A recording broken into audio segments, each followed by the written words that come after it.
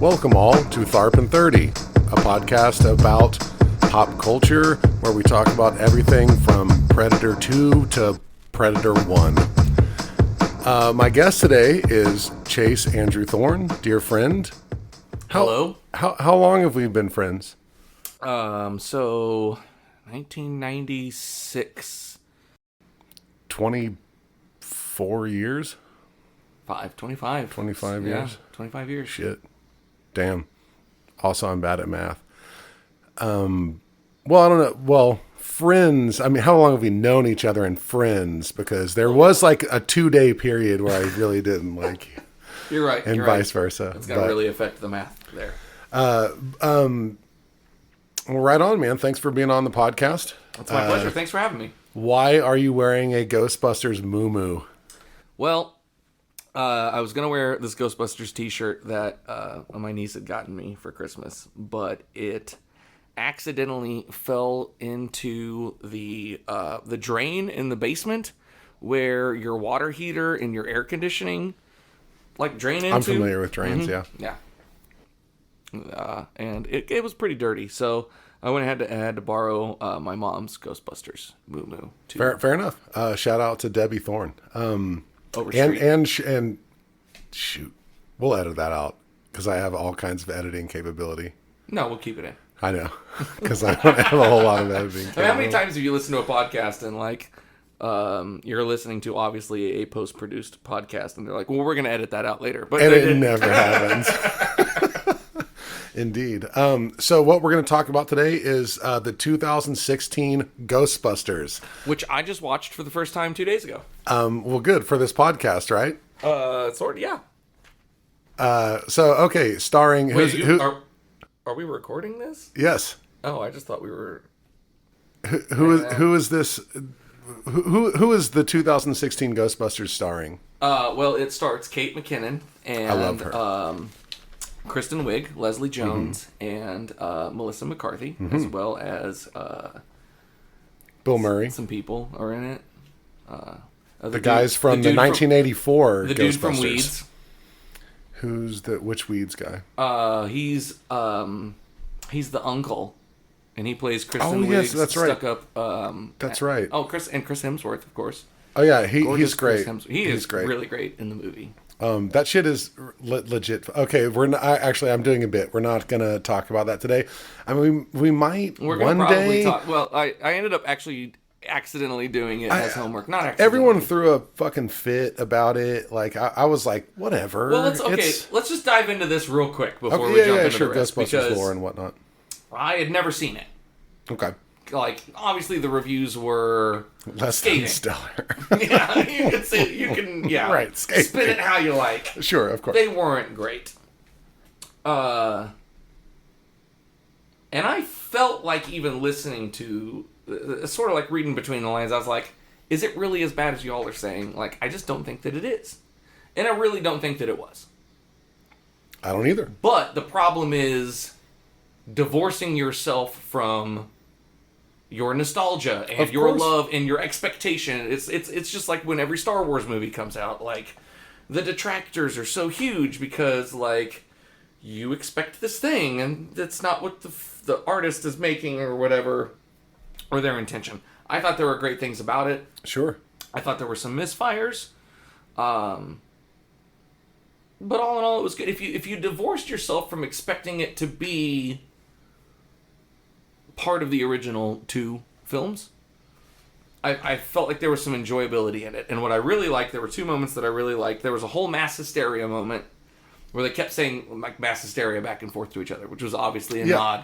Of course. But the other nod that I caught, and there were lots of nods, obviously, and you have original cast members coming back and as other characters. Some of those. But the one that I really liked is they were talking about a particular character, a male character. Hold on a second. Should we save this for the actual 2016 Ghostbusters that we will probably eventually do? Well, no, this is gonna be my last piece. My last piece on it is shout out to future guest Chase Thorne yes. on 2016's female Ghostbusters. Yeah, answer the call. So they get into this conversation and they're like, that guy, what do you think? You think he's like a Ken doll? And they're like, yeah, total Ken doll situation. And what I liked about that subtle nod was it was a variation on the everything would have been fine here until if Dickless hadn't shut down the power grid. Right. They caused an explosion. Yeah, Is this true? Yes, it's true. This man has no dick. Right. But shout out to William Atherton, future guest of the podcast. Where the mass hysteria back and forth was like a very pronounced nod to a particular moment in the original film. I felt like the Ken doll joke was a little more subtle. Indeed. And I think that, it's a nice little Easter egg. I enjoyed picking up on that. Cool. We'll get into that one, and shout out to future guest Chase Thorne again.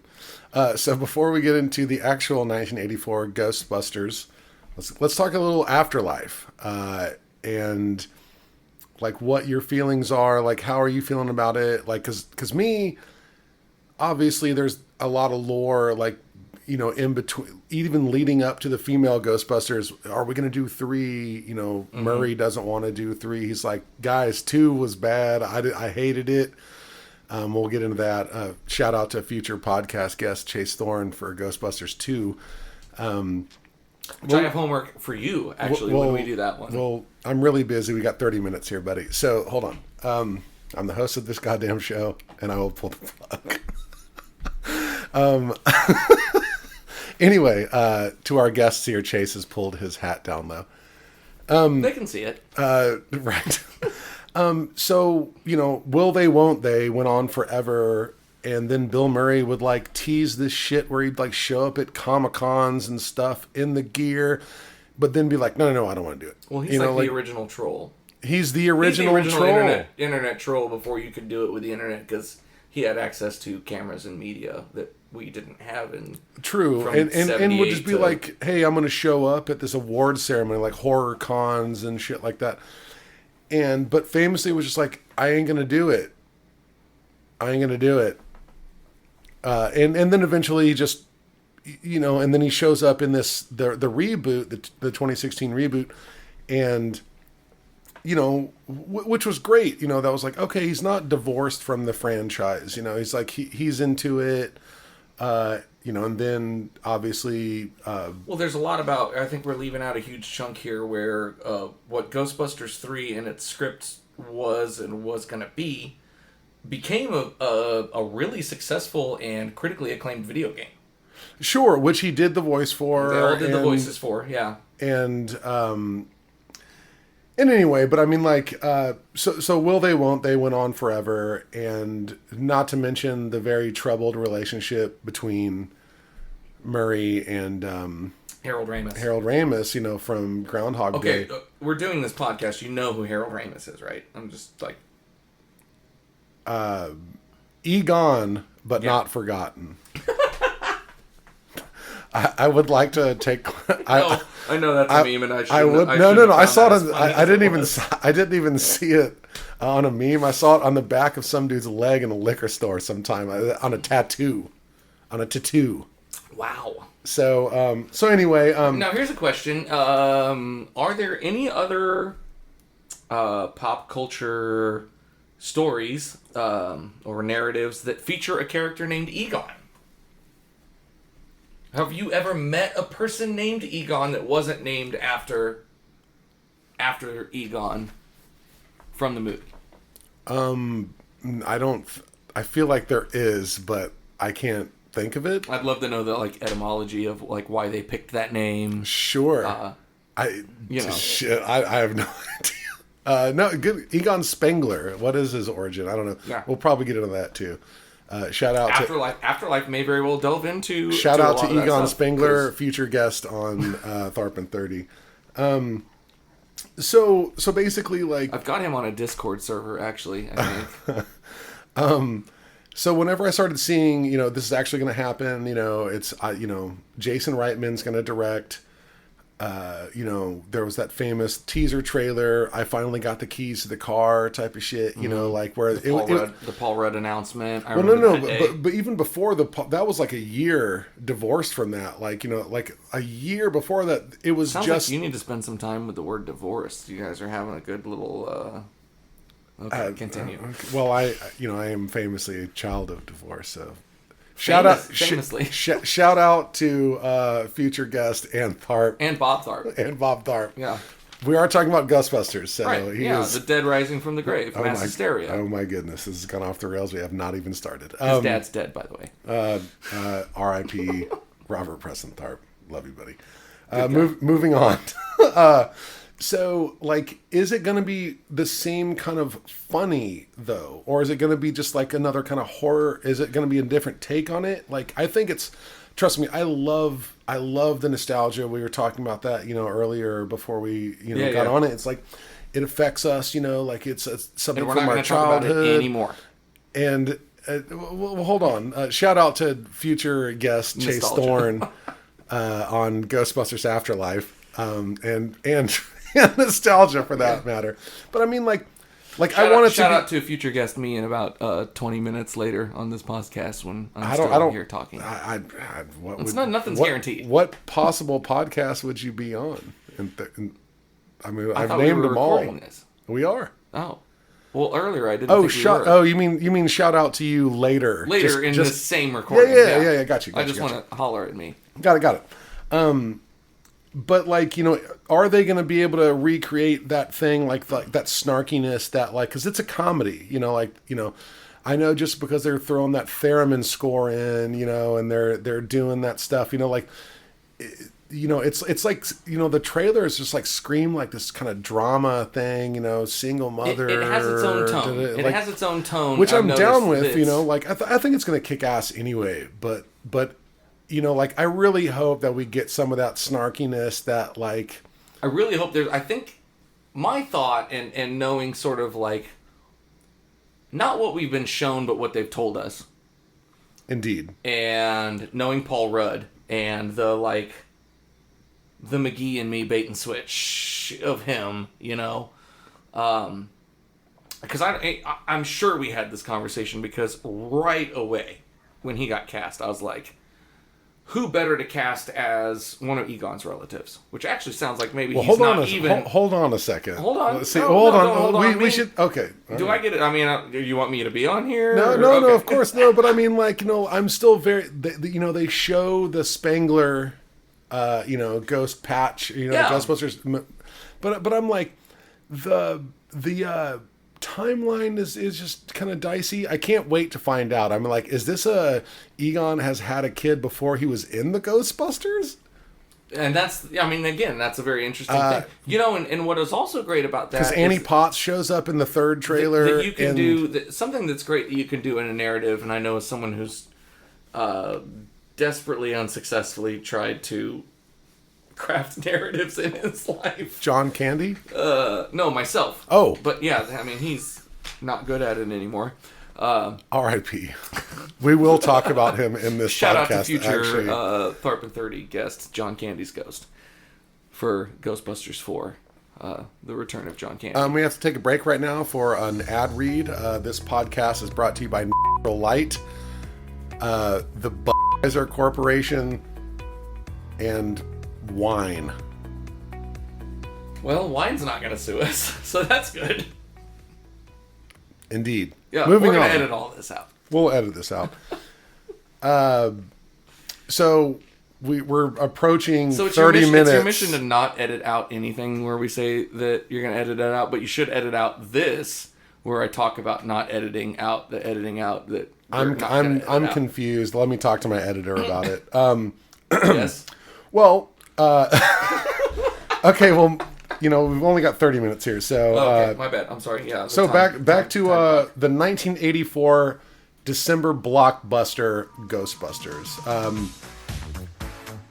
It's a phenomenon. Like, not to mention the toys, the craziness, like how many toys I had all that shit growing up. Like The toys were more so related to the Saturday morning cartoon. Indeed, but I mean... Although, still, obviously, all but that of that... tracks with the age we were. But also, I mean, if there's anything that I've learned lately... I'm born 82, you're 83. 83.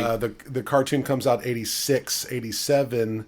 Right. And so then they're just like, yeah, let's slap some... Like, I remember, so I bought a bag of cereal. It was the knockoff version of the prehistoric Fruit Rocks. I mean, we already name dropped. So it was the Multi-Meal fucking Fruit Bowls. Edit out Fruit Rocks. I do not want to get sued by Fruit I'm not Rocks. gonna get, dude, Fruit Rocks' lawyer is garbage, by the way. I've actually talked to that Steve? guy. Yeah, he's a real Steve's shithead. a real piece of work. So I'm eating.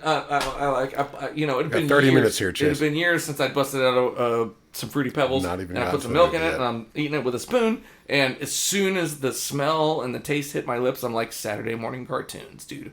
Wish Kid, Sure. The real Ghostbusters, all kinds of stuff that we watched on Saturday morning cartoons. All kinds of tangents that I refuse to take right there. However, Really wanted to. in the 80s, you know, those cartoons that we loved, where, you know, we got the Masked figurines out in the living room, and Transformers, and He-Man, and G.I. Joe, and all of those cartoons, in retrospect, like, you know, as a kid, we're like, oh, cool, they made toys about the show. Which is not the case. It's really the opposite of the case, which is they were making the toys. Shout out to future guest Netflix for making that show The Toys That Made Us. Right.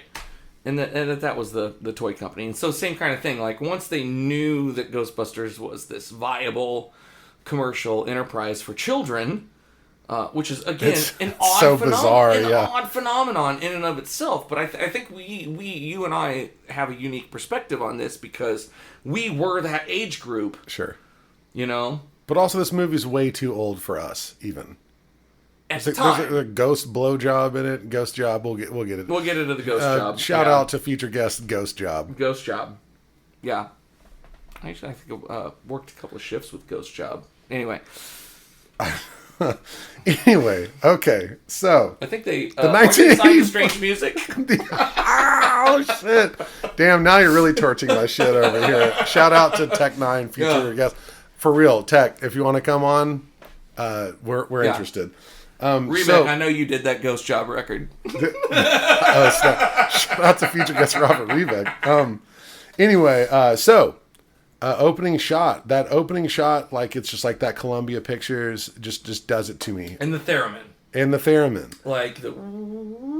Yeah, of course. So, and the score is something I want to get into heavily. Both the soundtrack Elmer Bernstein and the score. Elmer Bernstein, because it's not mutually exclusive. So he like does the score, but he does a lot of those. He writes those songs, and because I kept being like, I'd like pull out my record, my actual vinyl album. I'm like, oh, also by Elmer Bernstein. Yes, that's right. He is a pretentious vinyl collector. Just he had to throw it in there for all of you. Okay, fine. I could have said my CD.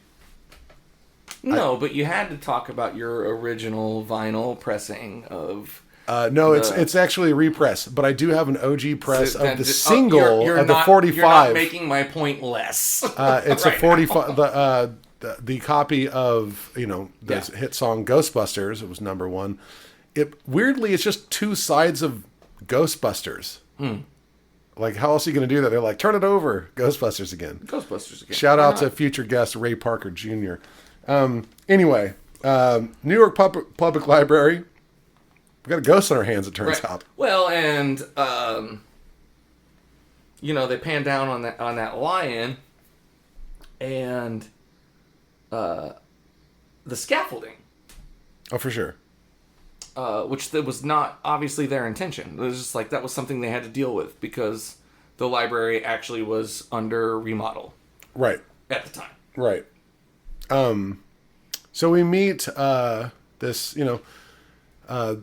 this lovely lady, Alice Drummond. Yes. Oh yeah. Yeah.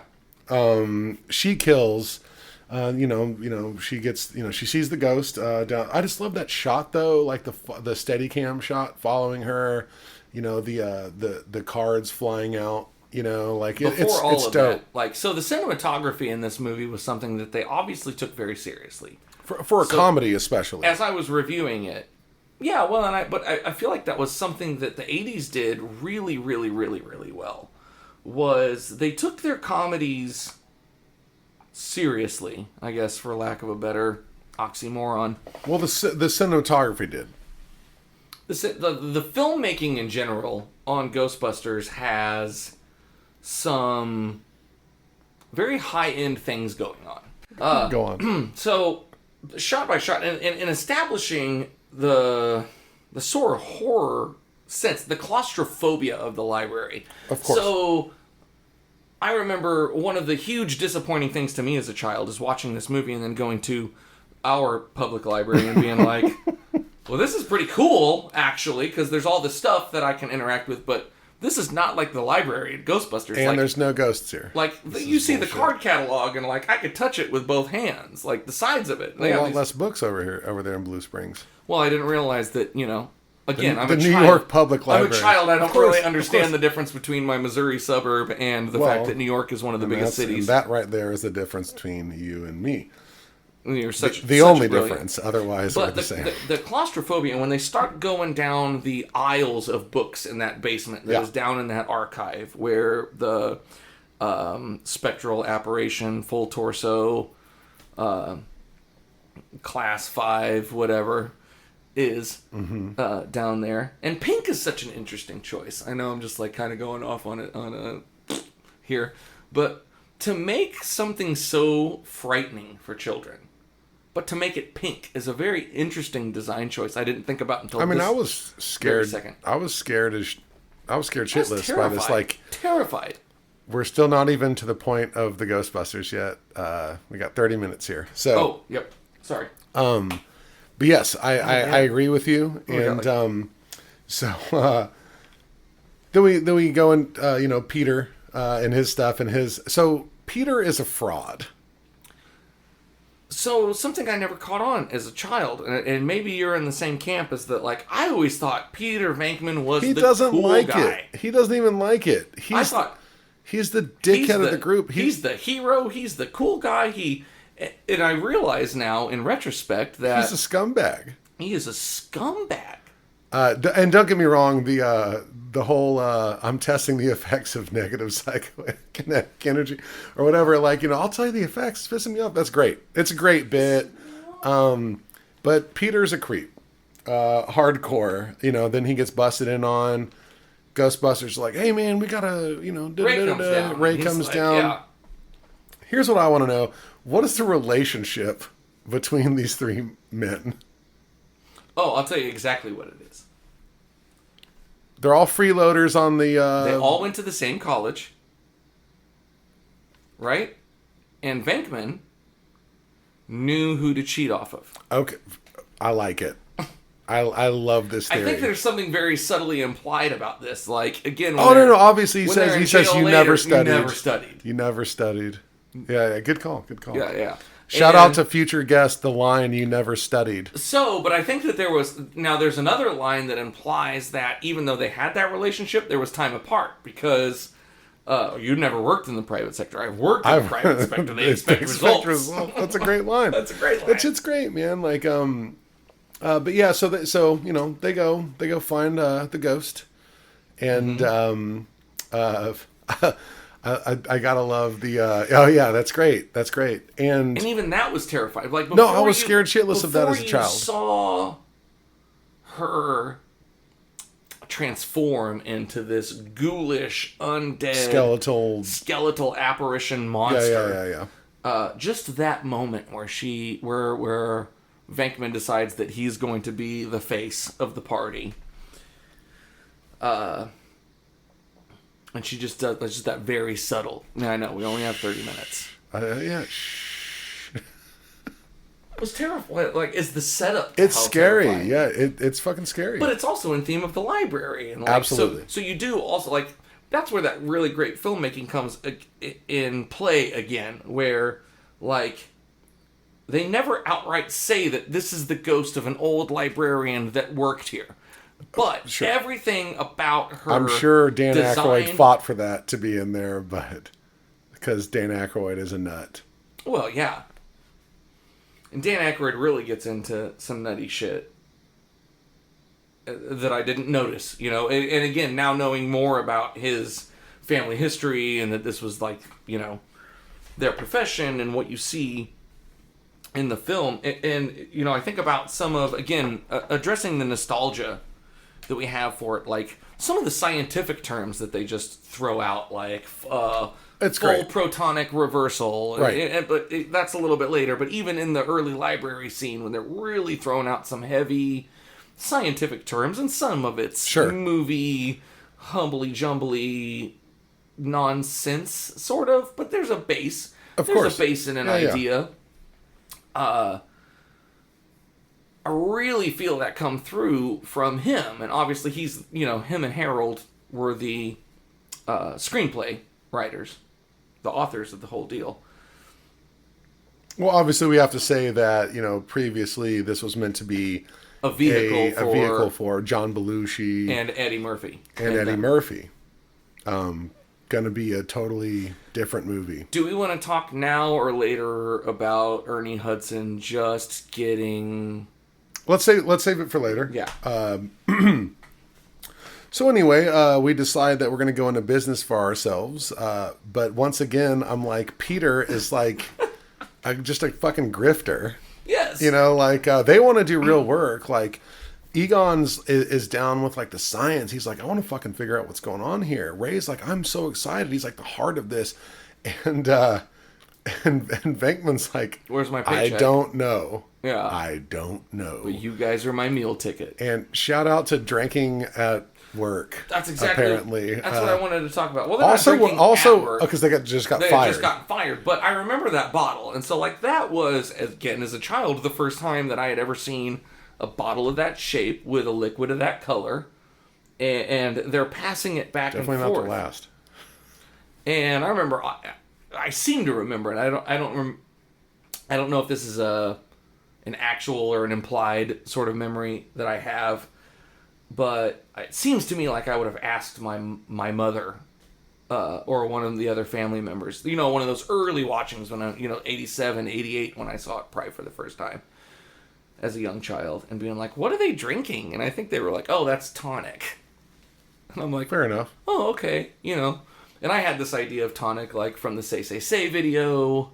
Oh, yes. And, that idea of, like, which, again, goes back to old swindlers and swindlers, charlatans. And shout out to Paul McCartney, future guest of the show. Yeah. And the ghost of Michael Jackson. I actually have him booked, so we're good on that. Okay. So they decide they're going to do this. They apparently... Again, Venkman is a swindler. He gets Ray to mortgage, get the third mortgage on his farmhouse that he was born in.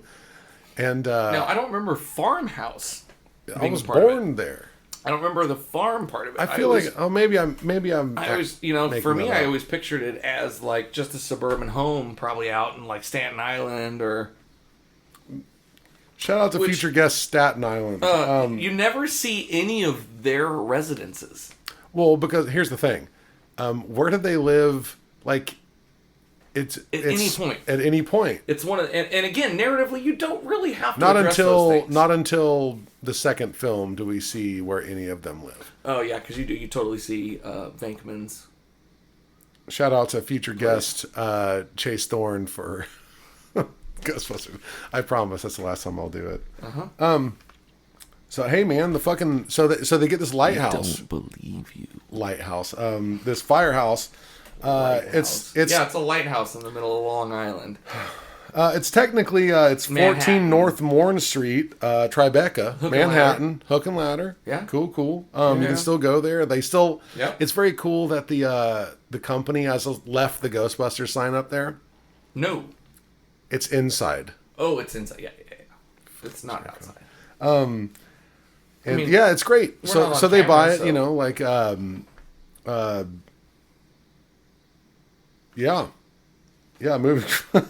moving forward. This is real riveting stuff, Tharp. Yeah, of course. Let's just power through until we get to 30 minutes. Are we there? I think we're there. Well, all right. And thank you very much, Chase, for the second episode of Tharp in 30. We'll be back next week with the ghost of Peter Venkman. They'll really dive into the rest of this movie. So Dana and Lewis is the next thing I have in my notes. Oh, yes. Which is, like Lewis that. Tully. Also, what is Dana's salary? What is Lewis's salary? Well, Lewis is he's hustling to do people's taxes, right? For sure. And he seems to be doing very well. They're in Central Park West. So,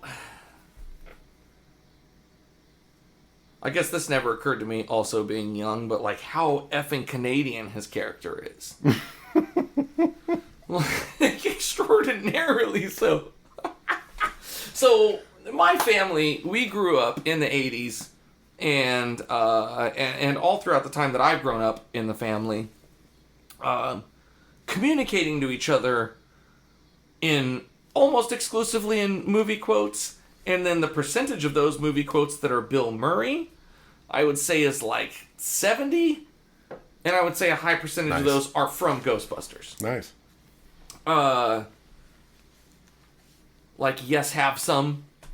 Yes, have some. Oh man, it's great. Which it's I know great. I'm jumping ahead. No, it's okay. We don't necessarily have to do it like that, but sure. But definitely one thing that has always been a staple in my house, and it's one of those where I sometimes forget that it comes from this film. Sure, but it's so much in the buried in the zeitgeist of my soul to just communicate, to be okay, gotta have a shower. Okay, well, I'm gonna go have a shower. I love the bit about him just continuously getting locked out, but no one explains it or whatever. Well, also the fact that nothing Dana Barrett can do will keep him from coming out when she passes his door. 100%. He's having the raging accountant client party. Also, where's her cello? Where's her cello though? Well, she does string it at one point. In one of the montages. In the montage. In one of the montages. And then there's the casual conversation with the guy outside of the stiff. The stiff. Who's heavily implied to be the father of Oscar in the second. Yes. In the second movie. Shout out to the stiff, future guest of the podcast. Let's see what he is. He's in a lot. He's in other things. I've looked it up, but we only have 30 minutes here. Timothy Carhart is the violinist. Shout out to Timbo. So we get into haunted Dana's house, and she's cooking eggs. Or no, she's not cooking. She ain't cooking eggs. Gozer's cooking eggs. So as a child, I'm seeing this shit, and I'm like, oh shit! The filmmaking is great. It's practical. It's just the eggs are popping out. She turns around. Oh shit! What the fuck? And then this is terrifying. She opens up the fridge. The matte painting / smoky whatever apparition. It's insane. It looks great for 1984. It's that gate that you see to the dimension that Gozer arrives from. The travels from the traveler later on in the movie. But the slow motion of her, the shot from her inside of the fridge, the slow motion of her screaming and slamming the door was just great. I'm like, this is a comedy. Hell yeah. Shout out to, I'm sorry, we probably cannot get Elmer Bernstein. But yeah, I love Elmer? Elmer. I got him on speed dial, man. Okay. Remember when speed dial was the thing? I do not. Yeah, well, it went out of fashion about the time this movie came out. So. Okay. So I'm still, I don't know why I'm hanging on to the fact that she didn't have a cello. Where's her cello? She did. Yeah. She told me she's got it on her lap and she's. No, I know, but I mean, she didn't carry it around. I mean, where was she coming home from? Whatever. I'm sure it's completely. Well, it's irrelevant. Okay, dude, I got 30 minutes here. So, we're moving on. Can we talk about the car? No. Okay, moving on to Janine. No, let's talk about the hearse. Let's talk about the hearse. It's not a hearse. I figured that out yesterday. I always thought it was a hearse. It's an ambulance. It's a 1959 Miller Meteor Futura duplex. It's Militime. It's Militime. That's later in the notes. Oh, okay. But yeah, it's for large gatherings. It's for like bus situations. But yeah, it's more like I always thought it was a hearse. It's an ambulance. They would put seats in them. So it was modular, so you could like rearrange seats in it. That makes more sense because this is one of the things that I noticed when I was watching it in preparation for this conversation was when he pulls it up after purchase. It says, "Oh yeah, great deal. It just needs a little work. Shocks, steering, power steering. Brake, only 4,500. Only 4,800. Venkman's face is classic right there. He destroys. Well, and that's such it's a great implication of like, Ray Stans was so reticent about mortgaging his house to go into this business. But then immediately he's just like, I'm gonna spend this money. Let's get this firehouse. Well, no, Let's buy this car. I think it's implied that Ray's just a sucker. Yeah, but he's a sucker. Yeah. You know, like. So then when Dana shows up.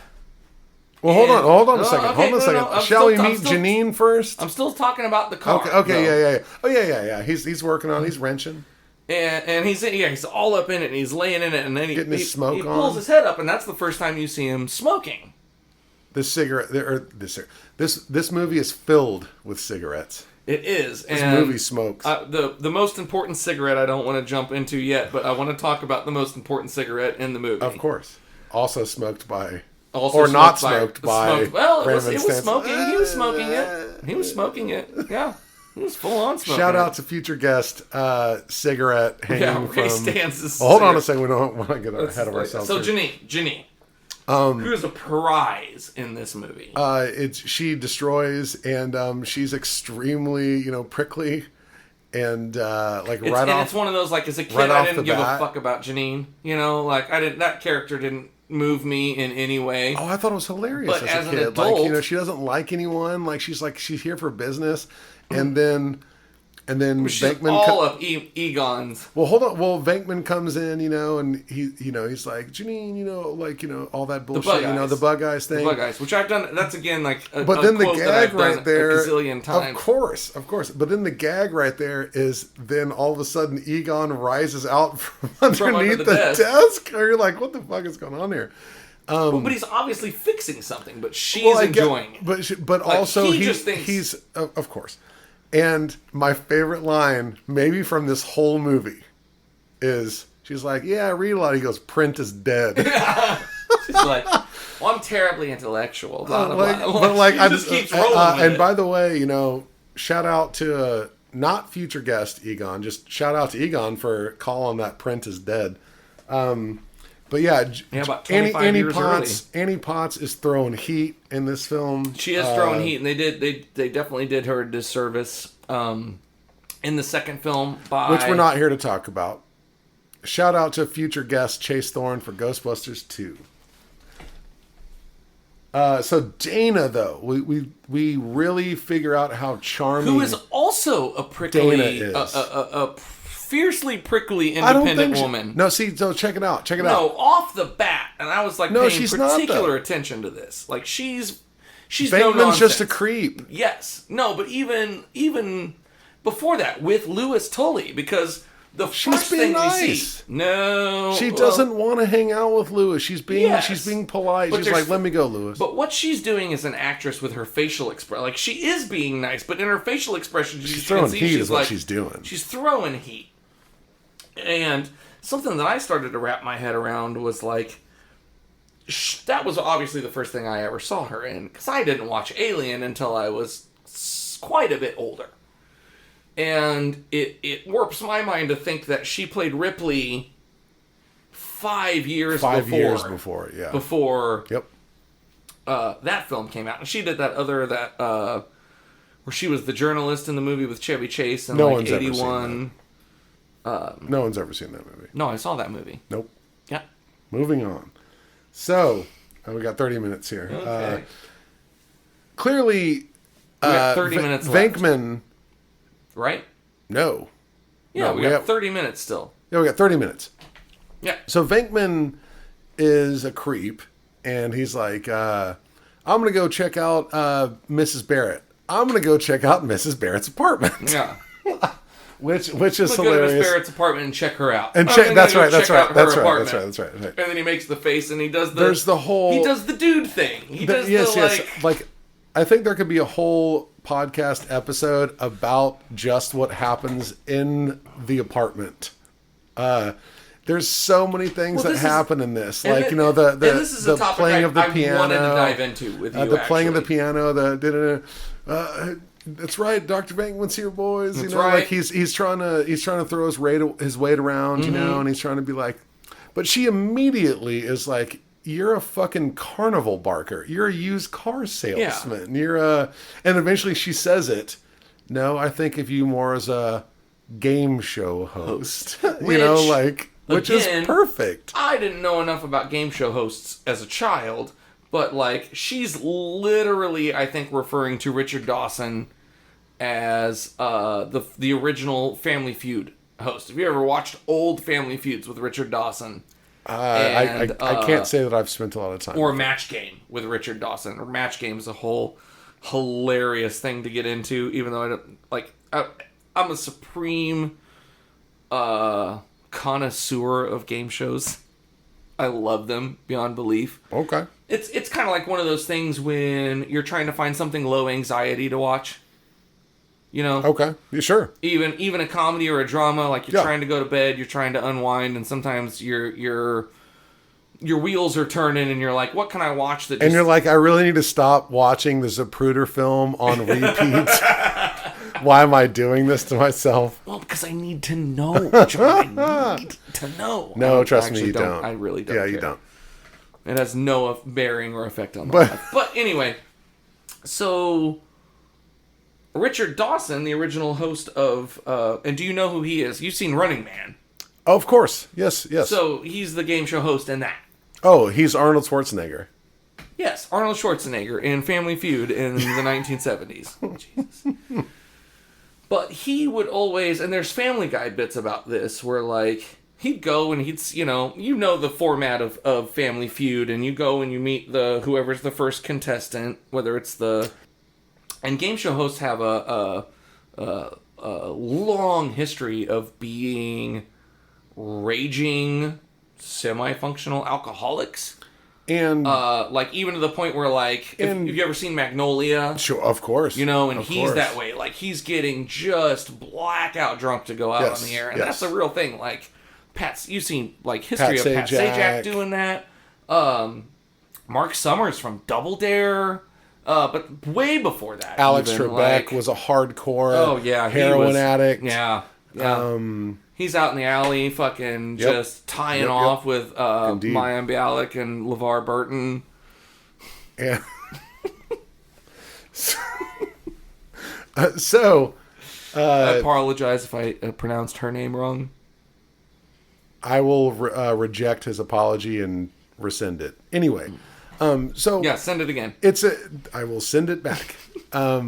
So I just thought that exchange was so good between them, to where he's like trying to be cool and trying to be slick, and she's like, "I'm gonna go." She's like, "There's a fucking problem here." Yeah. What do you? Like I'm trying to tell you, I hired you for something. He's squeezing that thing with the long. Are you sure you're using it correctly? He's like, I think so, because he doesn't give a shit. He doesn't even know. Anyway, it goes bad. Now there's a part of him though, even in that scene where like, even while he's, for lack of a better word, spitting his game, he's somewhat investigating. Like, I don't think so whatsoever. I think he believes her.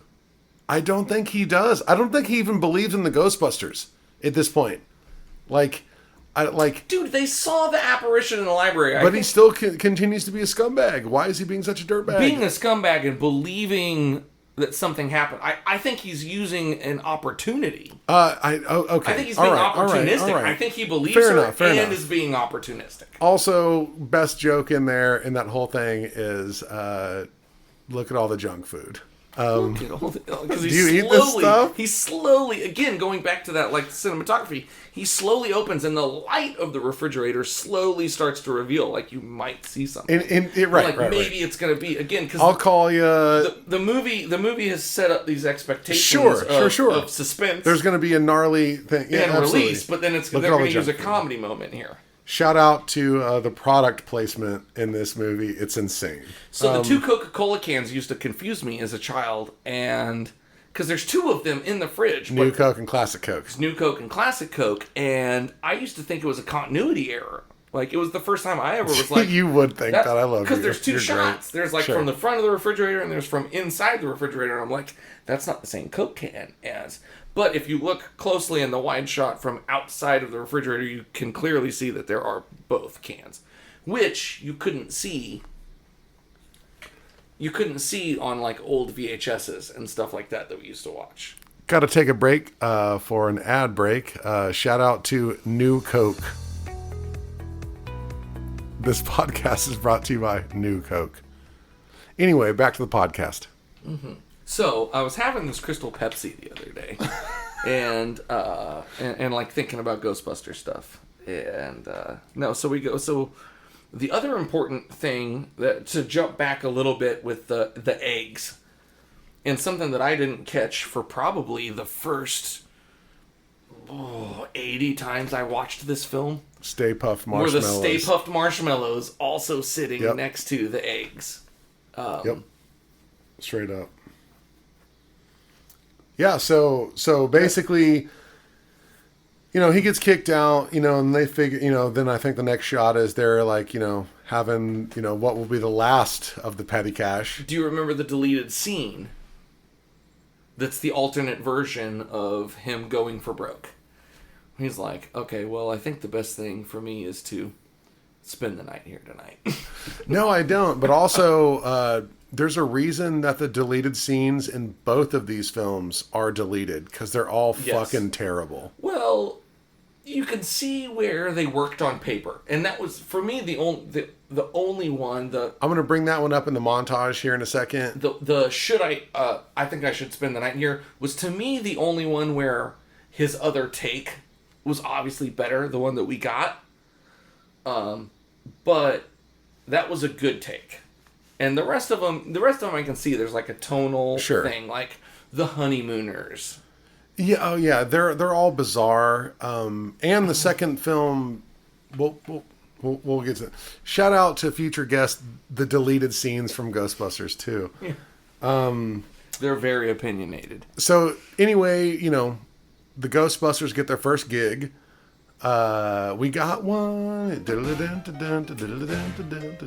that song is burned in my brain. That song, but again, something that I never caught on to as a child is the homage that's happening to like old ragtime and sped up footage. Yeah.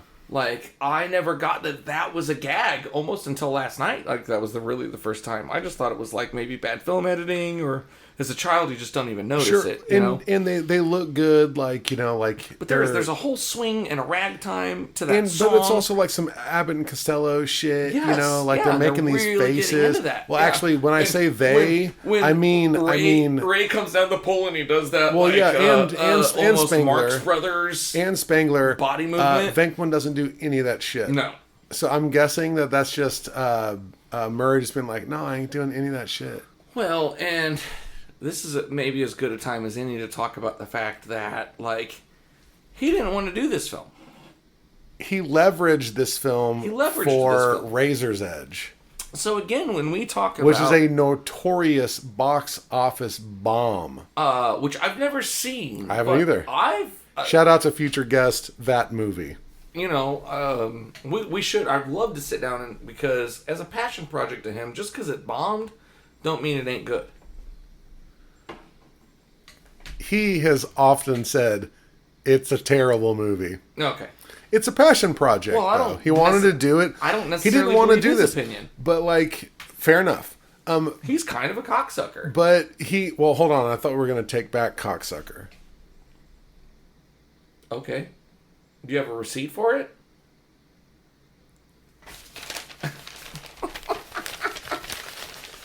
I've got it here. We're taking it back. God, Anyway, taking them all back. So, shout out to future episode of The Goonies where we talk about those quotes. Indeed. Whenever they're like kind of like before they hit, she hits the button. They've got video games. They got arcade games up this motherfucker. I missed that. No, as you know, when they're having like Chinese food, it looks like well, this represents the last of the petty they got cash. like a Galaga machine in the background. There's legit 3. One of them I could see was called Star Castle. Okay, so again, I think you have to like this plays into the Ray Stans as a sucker. So like, he didn't want to mortgage the house, but now he's got this like last. And when he says this is the last of the petty cash, it's great filmmaking because when you look in the back, like. He spent it on fucking arcade machines. Indeed. So we get to the first gig. It's like some Luc Besson. That's like Luc Besson must have, I think, picked up on that world building. Like, that's really great world building in a film. And the maitre d', if you will, or the head Michael staffman. Ensign. Yeah, he's thrown heat. Who I love that actor. He's thrown heat. Great. But he kind of sets up this world about how this place is kind of haunted, and they're like, oh yeah, I love how they're like, we do this all the time. So, it's almost like they've picked up on Venkman's charlatan used car swag. salesman. Yeah, absolutely. We have to act like we know what we're doing here. Mm-hmm. Like we have to act like we're just roach. He says killers. this again later when they get released by the mayor, and he's like, "All right, let's be professionals here." Right. So, as a child. Bite your head off, man. What are you guys, some kind of a cosmonaut? Yeah. It's weird. But, it's funny as hell. Like, I never got that joke as a kid. But as an adult, I think the funniest thing about the whole shot in the elevator is there's a huge no smoking sign behind them. Yes. And like, this movie's riddled with smoke and just like, well, yeah. And like the whole we should have had a test of these and I want to talk of these apparatuses, and he's like, I blame myself, and he goes, yeah, me too, and then they move away from him. That's great comedy, Egon especially, but more so than that, and this is just again a personal aside. We've got 30 minutes here, by the way, so just okay, 20. I just need like the next 29, right? No, dude, we have 20 minutes total. So 20 minutes. Total? Tharp and 20 is the name of this podcast. Okay. So, when I was at an age, kind of like what we were talking about with music production earlier off the recording or whatever, when I started to understand things about cinema, I had my older brother, who was constantly showing us like cool music and cool film and cool. Shout out to Matt Thorne, future guest of the podcast. Cool media and mediums of media, and I remember him. Like I'd seen 1 or 2 things on TV where they'd done letterbox, and this is back in the day of CRTs or what we called tube televisions. And cool story, Grandpa. The black bars were terribly distracting the first time you watched them, and he had gone on some tirade, and I just didn't get what he was saying. And within that year, there was a short documentary on the AMC channel about the difference between what was called pan scan and the letterbox format, which was what you saw in theaters. Sure. And the example that they used was the elevator scene in Ghostbusters. Nice. And they showed what the pan scan was, and they didn't exactly pan scan it, because in pan scan what they would do was actually like move what part of the letterbox you were seeing, and there'd be this like blurring that was awful. But in the case of the elevator scene, what they would do is they would have Stans and Venkman on a shot, and then shoot to Stans and Spengler, and cut between the two. They would actually they would be like hard cuts in the shot, and then they would be like, well, here it is in widescreen, and you would just see the whole shot. It's just one shot, in the actual theatrical I think this format. is actually a piece in the special features on the Ghostbusters first run DVD. Maybe. Which is actually what I did watch in preparation for this. And I was going to set it up on my CRT. I ran out of time due to the other scheduling stuff that's going on in my life suddenly. Speaking of running out of time. Oh. Yeah, we only got about 23 more minutes, We've right? got 23 minutes left. Okay. So, this is one of the most, like, first real, like, kind of special effects movies that they were doing shit. Like, the dude from... I'm sorry, can I just say Star Wars trilogy? Well, this guy is from Industrial Light and Magic.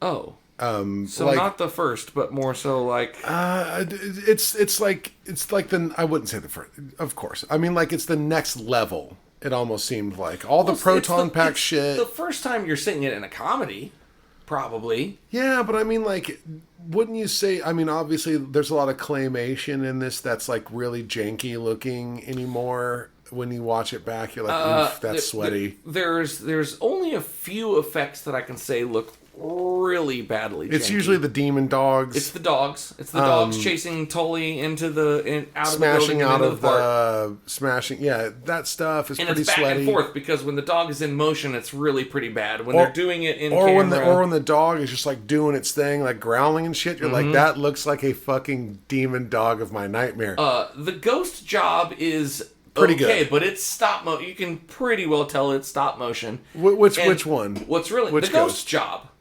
Oh, the ghost job. The ghost job. Oh no! Hold on, we haven't gotten there yet. We're gonna get there in the. We'll talk about the ghost job in a second. So sorry to stifle you. Man, I just got blocked on a ghost job. I just got Yeah. You got ghost blocked. Ghost blocked. Oof. That didn't land as well as we wanted it to. We apologize for the ghost blocking. It's okay. I'm gonna edit that shit out. Yeah, we're gonna edit that right out. So anyway, Venkman gets slimed. They catch the ghost. We see Slimer. That's pretty good special effects for the time. Ray, it's looking at me. Really all that good, shit's great. The flowers are still standing. The first time we see the animation of the proton that's what I'm discharge, saying. That's so what I'm saying. good. It looks pretty fucking good. It holds up still. It holds up right now. We like it. And so they get up. They come out. They're screaming. I love the smoking trap. And all the guests like being like, oh my god, which is obviously got to be like just some dry ice in that prop. But it's just great. It's like, yes sir, we will, Dr. Man. We'll put this thing right back in. It's great. No. Right, and it starts what I think might so much. be. I won't pay. I think it starts what might be my favorite montage in film history. So let's talk about the montage. Is that the cleaning up the town one? No, it's the. Oh yeah, it is the cleaning up the town one. We've got saving the day. No, saving the day. No, saving the day is the end. Saving the days later. It's cleaning up the town. Towards. We've got mad cameos coming in here. We've got Larry King. We've got Casey Kasem. Princess fucking Di. Well, she doesn't cameo, but she's listed on the tabloid. Well, actually, she is a ghost. No, I'm not gonna pursue that joke. Never mind. And because she's dead. Well, I'm not going to pursue this joke. Anyway, so Ghost Blow. Welcome to Canceled Corner on Tharp and 30. The we Canceled call it Corner. Ghost Job, not Ghost Blow. Ghost Job. It can be Blow Ghost or Ghost Job. Okay. Most Blow Ghost. Most of this movie really does hold up, as far as like transcending, different kind of connotations and just stuff like Venkman's a creep, but he doesn't do anything that's overt. He's creepy, and she's like, no, thank you. But a lot of times we look at these 80s movies and we're like, oh shit, that ain't gonna fly. I'm really proud of this movie and the fact that they didn't overtly just it didn't seem like part of that type of sex comedy. He's lascivious without being rapey. Absolutely. And so Ghost Job. So when Ray gets the Ghost Job, Wait, you know, so like it's a dream about a ghost job. Well, hold on. Really? Right? Well, no, I don't. Well, I'm not sure. There's a whole. I want to talk about this. Okay, I will too, because I paid this is really attention to this. This is it's you see Ray sleeping, and then you see the Wayne's World. Tweedly. Fair enough. Yeah, and then the ghost job scene happens, and his pants unzip. Mm-hmm. And the so it's stop motion, right? In that effect. And what's really funny that I caught was that... You mean the zipper is stop motion. The zipper, the belt, the belt coming undone. But the whole person is stop motion. And they actually had the presence of mind to stop motion the abdomen breathing in and out. And you can see it because it is equally stop motion-y as... fair enough. As the belt buckle and the pants and whatever. So, in my research, you know, in my interneting, this is left over from a whole different scene and a whole different spot where they go to some military fort to fight ghosts, and he actually has sex with a ghost. Right. And so then you cut back to him falling out of the bed. They're not at the firehouse. They're in some room. They're in some bunks. Well, to me, I always just felt like that was where they slept in the firehouse. But I mean, it's like, it doesn't look like a... Well, it's like, anyway, whatever. I would have to pay more attention, but this is all semantics. That was the one that caught me off, is because he falls out of bed. Like, so again, you get the tweedlies, and then... Well, I guess no one was harmed. It's a ghost. He got a ghost job, whatever. So again, it looks like a dream, because you go tweedly in, and it comes tweedly out, and then he falls out of bed. But if you watch the other two, they're making these crazy movements, like they're sleeping... Like they're not sleeping well, and you can tell it's a cut. It's a leftover cutting room floor. Cut. They're like, we have to put something in here. It makes zero sense. But the implications of it are cool, and it's again really great filmmaking because it's how can we make this work in the montage? They're also starting to show the sleep exhaustion. Yes, they are very tired. Leading me into from the we can't even get a job to we got one to this montage. Yes, we're so fucking tired. I had slime all over me. Yeah. Leading me into the new hire, my main man, Ernie Hudson as Winston Zedmore. Oh man, we're gonna get to that. Gotta love the new hire. You know, he's coming in. Right. Well, the thing is, do you believe in that whole? Do you believe in telepathy? That whole thing. If there's a steady paycheck, astral projection, dimension. It's great. Ray says, "What's your name?" Cool. Yeah, you're hired. I love it. I love it. We're lucky to have you. Bring him on. Welcome aboard. Welcome aboard. And you know, they're obviously. If there's a paycheck involved, I'll believe whatever. Whatever you tell me. I'll believe whatever you say. I believe is the line. But anyway, so then they're talking about the trap functions. Then they start to talk about, you know. And again, as a kid, like as an adult, I get all of the laborer objections that he has in this movie. Like when he's in jail. It's like He's like, I need my own lawyer, man. I just work for these guys. I just got here. Like, and you guys are, you know, it's all, you know. So I love the whole, you know, it explains the universe. We only got like 4 or 5 minutes left. I know, that's why I'm trying to hurry. They explain, like, you know, how the trap works, you know, like that we're getting, you know, explains that universe. Light is green. Trap is clean. Indeed. Like, you know, like, so we're good there, you know, and, you know, we got a new hire, so we got a new Ghostbuster. Great. Next thing is the symphony. And we introduced the stiff.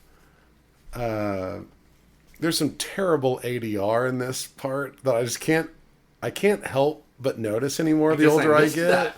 I know it's completely pedantic, but I'm always just like, welcome to the bad ADR corner of Tharp and 30.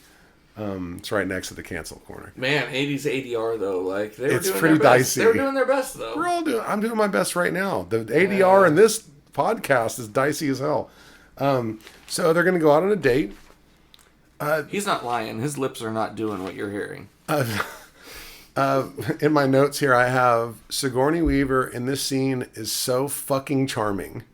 She is just great. Like when they're just talking, she's just like, she's just throwing heat, man. I love it. But this again is like there's some really bad writing, and there's like, see, here's where some things don't hold up to me. And when you talk about Bill, when you talk about Venkman, and it doesn't make sense. Like all of a sudden she likes him now. Yeah, all of a sudden it's fine. It's like this. I think it's because she's seen him on TV now. It's this reinforcement, and I think you and I spoke the other day about watching. You have to suspend your disbelief. Rewatching Saved by the Bell. So again, growing up as an '80s kid, like shout out to future role models, show role Saved models, by the Bell. Not even role models, but like influences from cinema and television, like Peter Venkman and Zach Morris, who were like charismatic and cool and blah blah blah. And now in retrospect I'm like, oh my god, that's such like an awful way to behave as a man. But also just saying, this is when we introduced Dana's theme, like the yes so good. No, but that's earlier. There's a theremin version of it earlier when the eggs are cracking in the apartment. Is there? Okay, all right. It's creepier. It's version. It's in a different key or something. Well, you're using a different arrangement. Okay, whatever. You're using the theremins and things that are creepier as opposed to like violins and orchestras that have this romantic like Raiders of the Lost Ark variations. Is what we're talking Superman, about. John Williams style romantic themes. Okay, so she agrees to go out. Bonkers. That doesn't make any sense. Whatever. Well, and also what's funny about that is she's like, yes, I will meet you about my case. But then she immediately is telling her mom and people that it's a date. And she's excited, and then, well, hold on. We're not there yet. But yes. The host does not care for my interjections, just for the record. For the host's interjections... I got nothing. It's a time crunch. I get it. It's a time crunch. We're on a timetable here.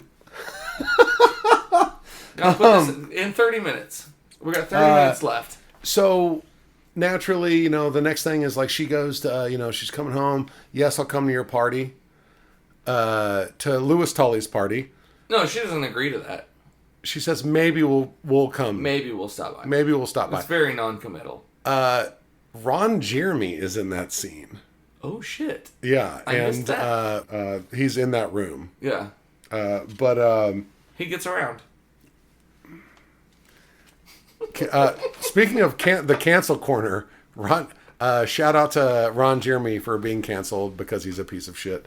Anyway, I mean that was a surprise to anyone though. Like, nope, he's not Kevin Spacey. No, nope. Anyway, moving forward, Lewis's party is great.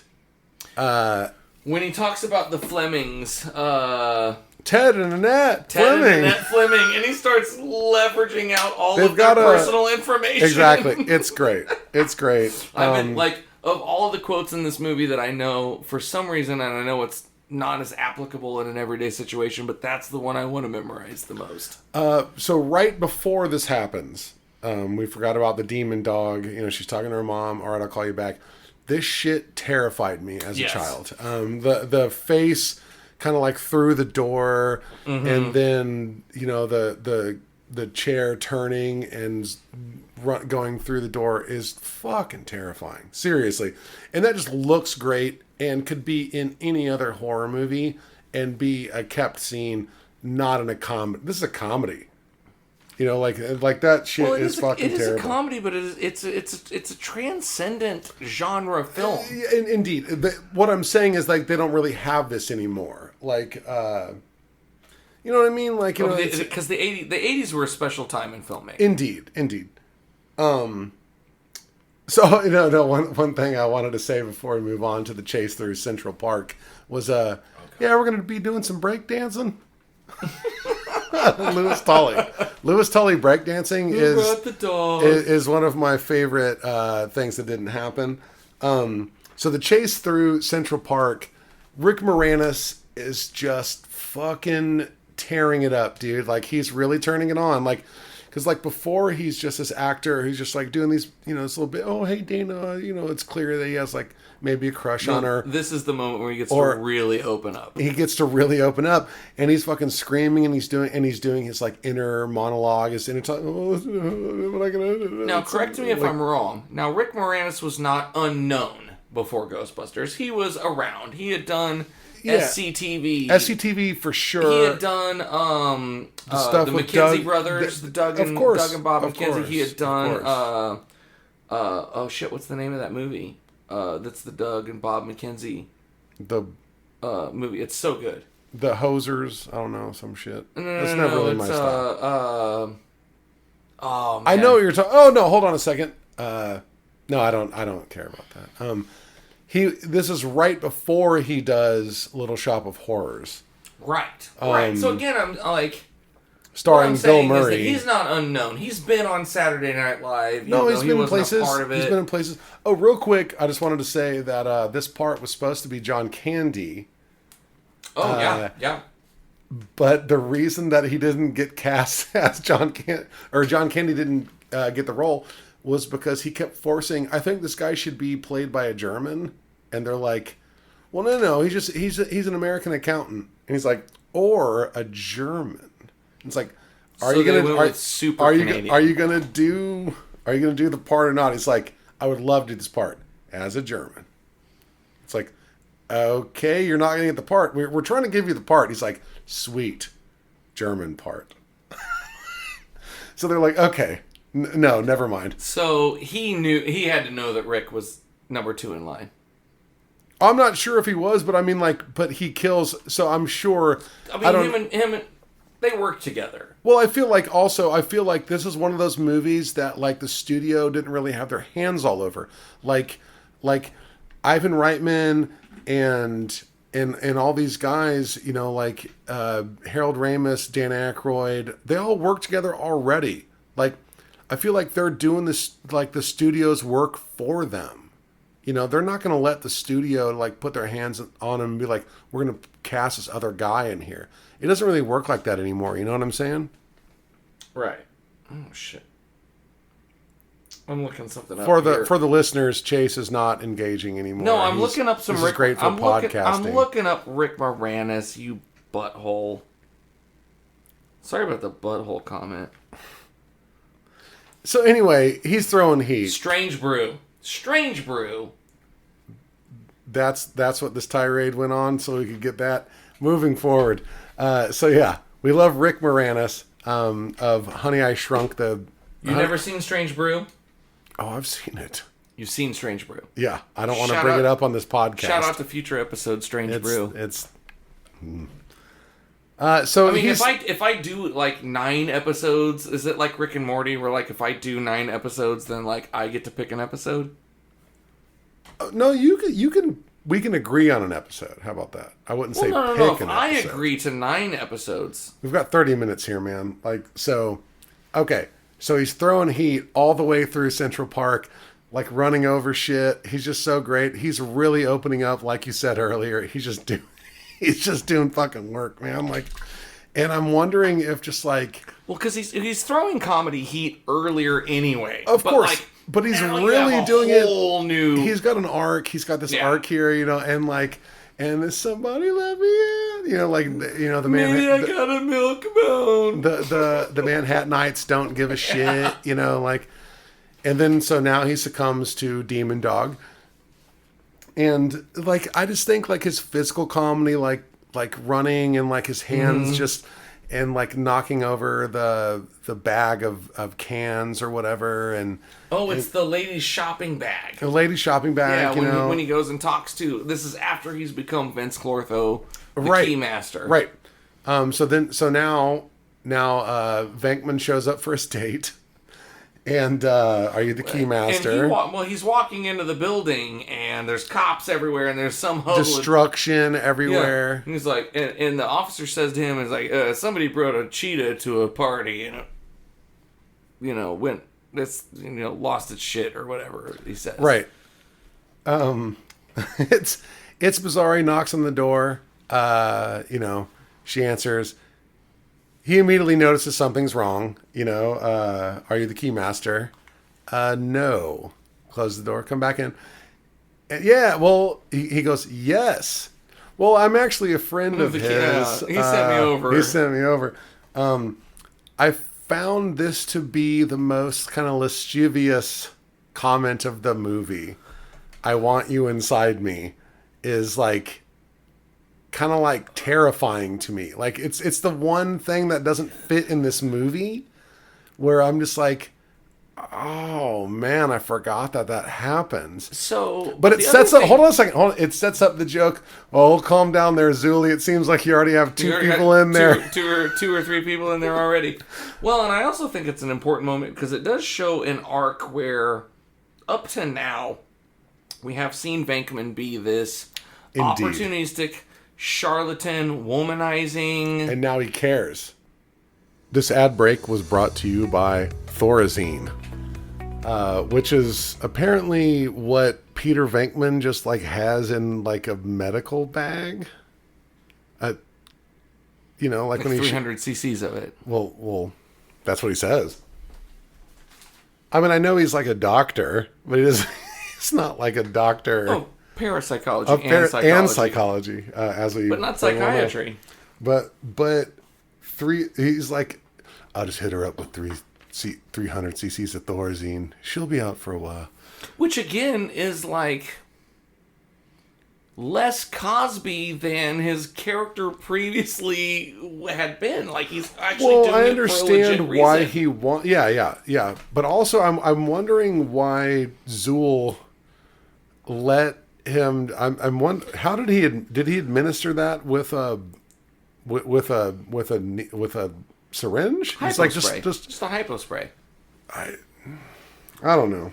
Seems dicey to me. So moving on. This is one of my favorite scenes in the movie. It's less comedy. It's more horror. It's more just real. Like Winston and Ray in Ecto 1.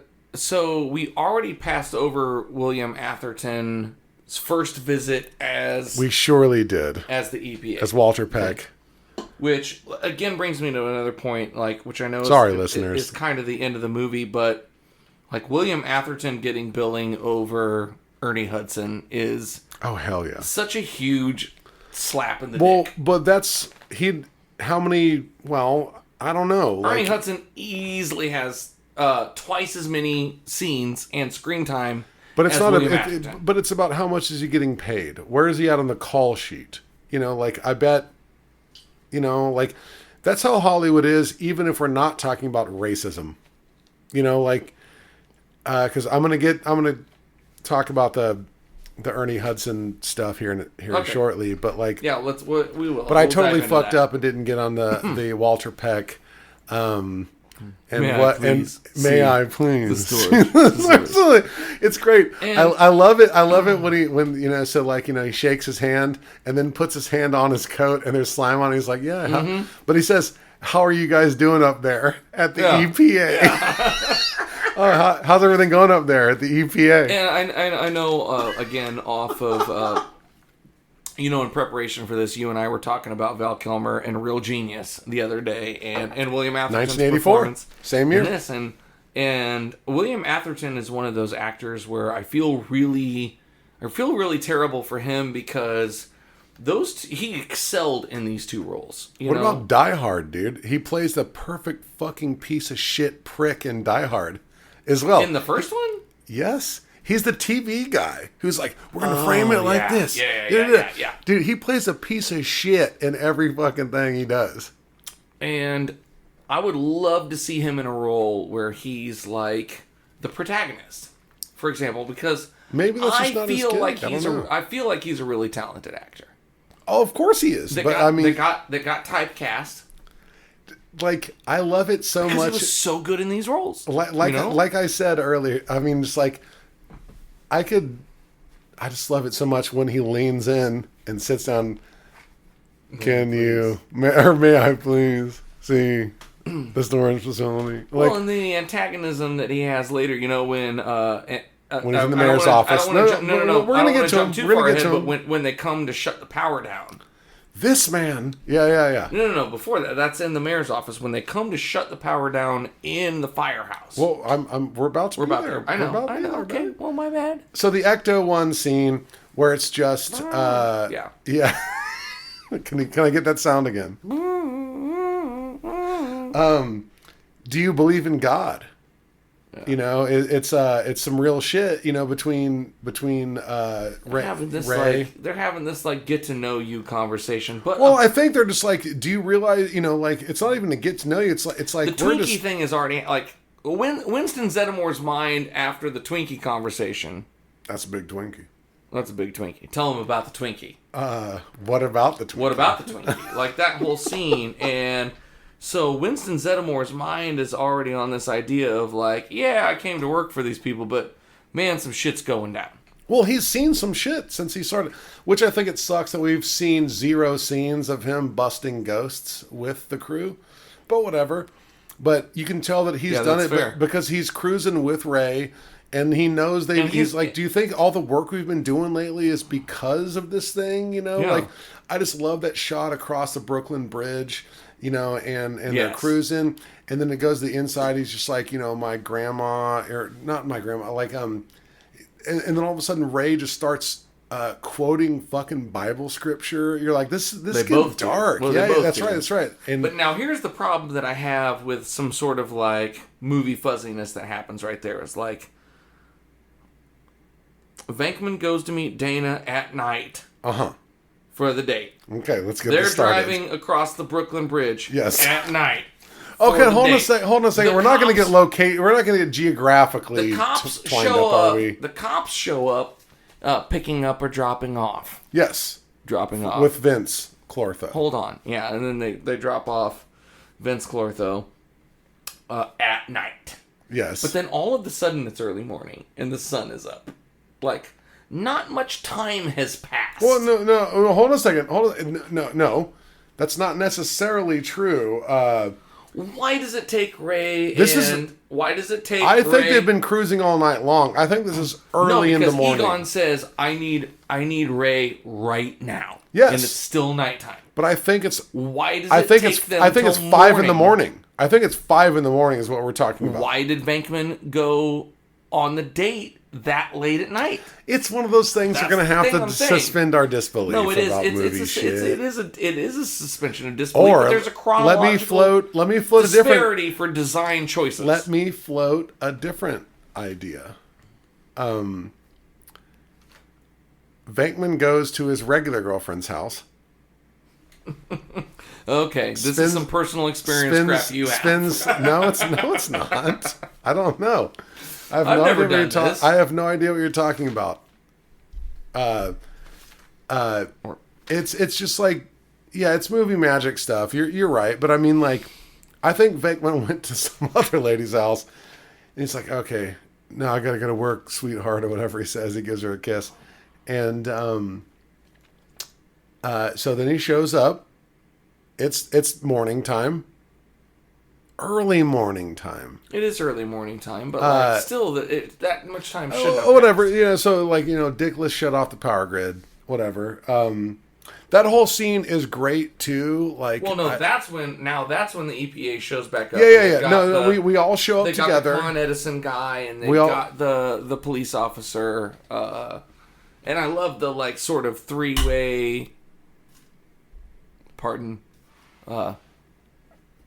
For those of you that don't have an eagle eye into the recording of this, a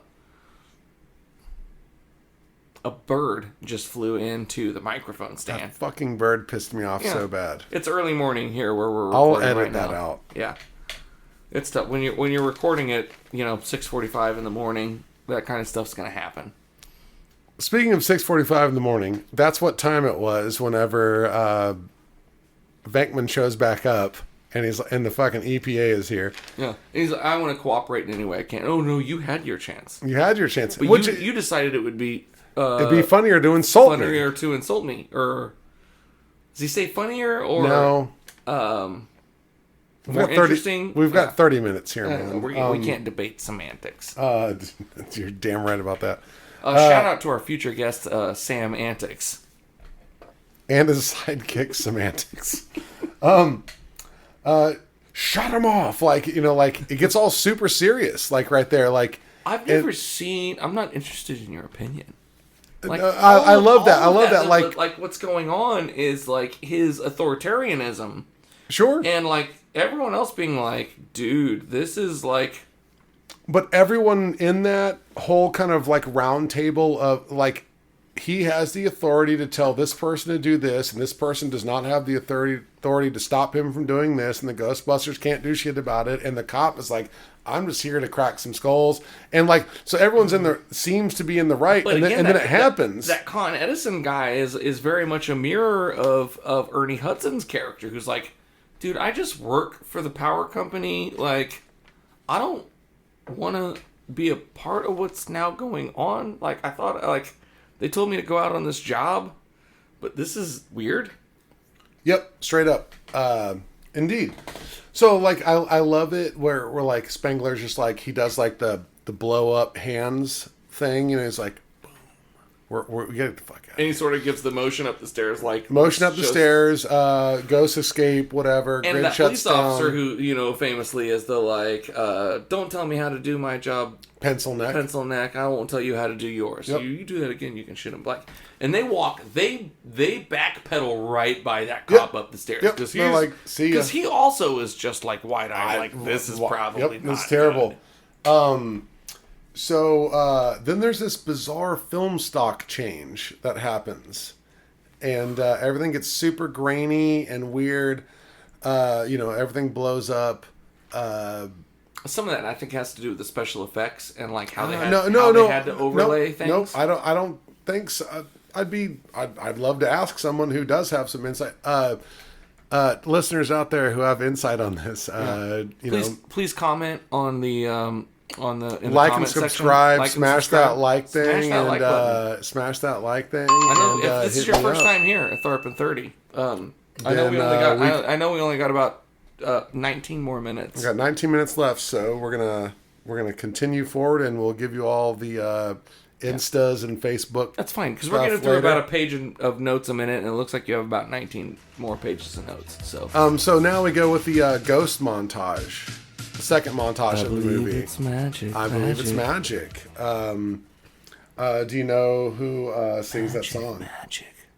At one point in time, I definitely did, but I couldn't tell you off the top of my head. Mick Smiley. Mick, as in M-I-C-K? Yep. Mick Smiley. Mick Smiley. I just recently started a new job. The guy that hired me, his name is Smiley. And shout out to Smiley. My partner's name is Mick.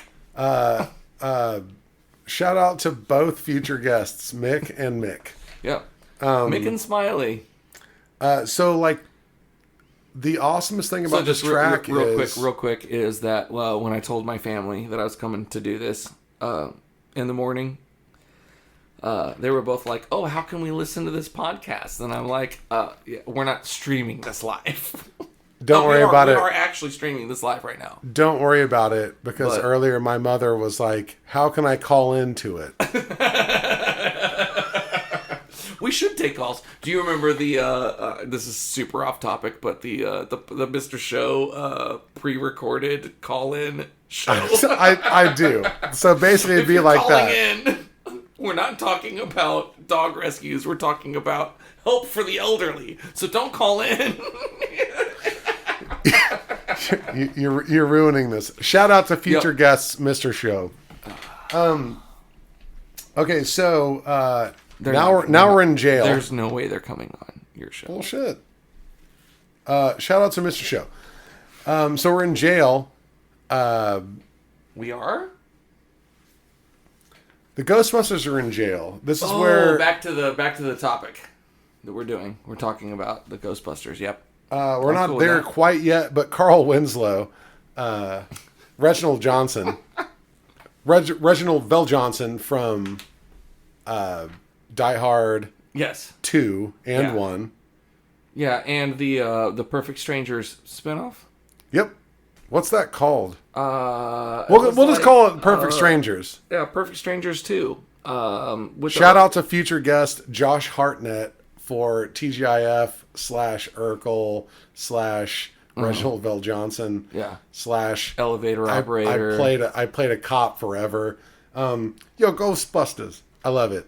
Yeah. The mayor wants to talk to you. Mayor wants to talk to you. But whenever they're in there, it's just like it's hilarious. It's like the other convicts are actually like everyone's like up in arms. So they're like They keep like huddling in, and then like the Ghostbusters like kind of give the swivel head around. Right. And they all break up. Real quick, and not to be too modernly politically correct, but one thing I did enjoy about the jail scene was there was about a 50-50 ethnic spread. Yep, and everyone's dressed relatively nice. It seemed like a pretty tame night in Manhattan. They all look pretty blue collar. Yep, they got like a lot of flannel going on. Flannel. Nobody looks be working. Nobody looks like heroin addicts. People be working. Yeah.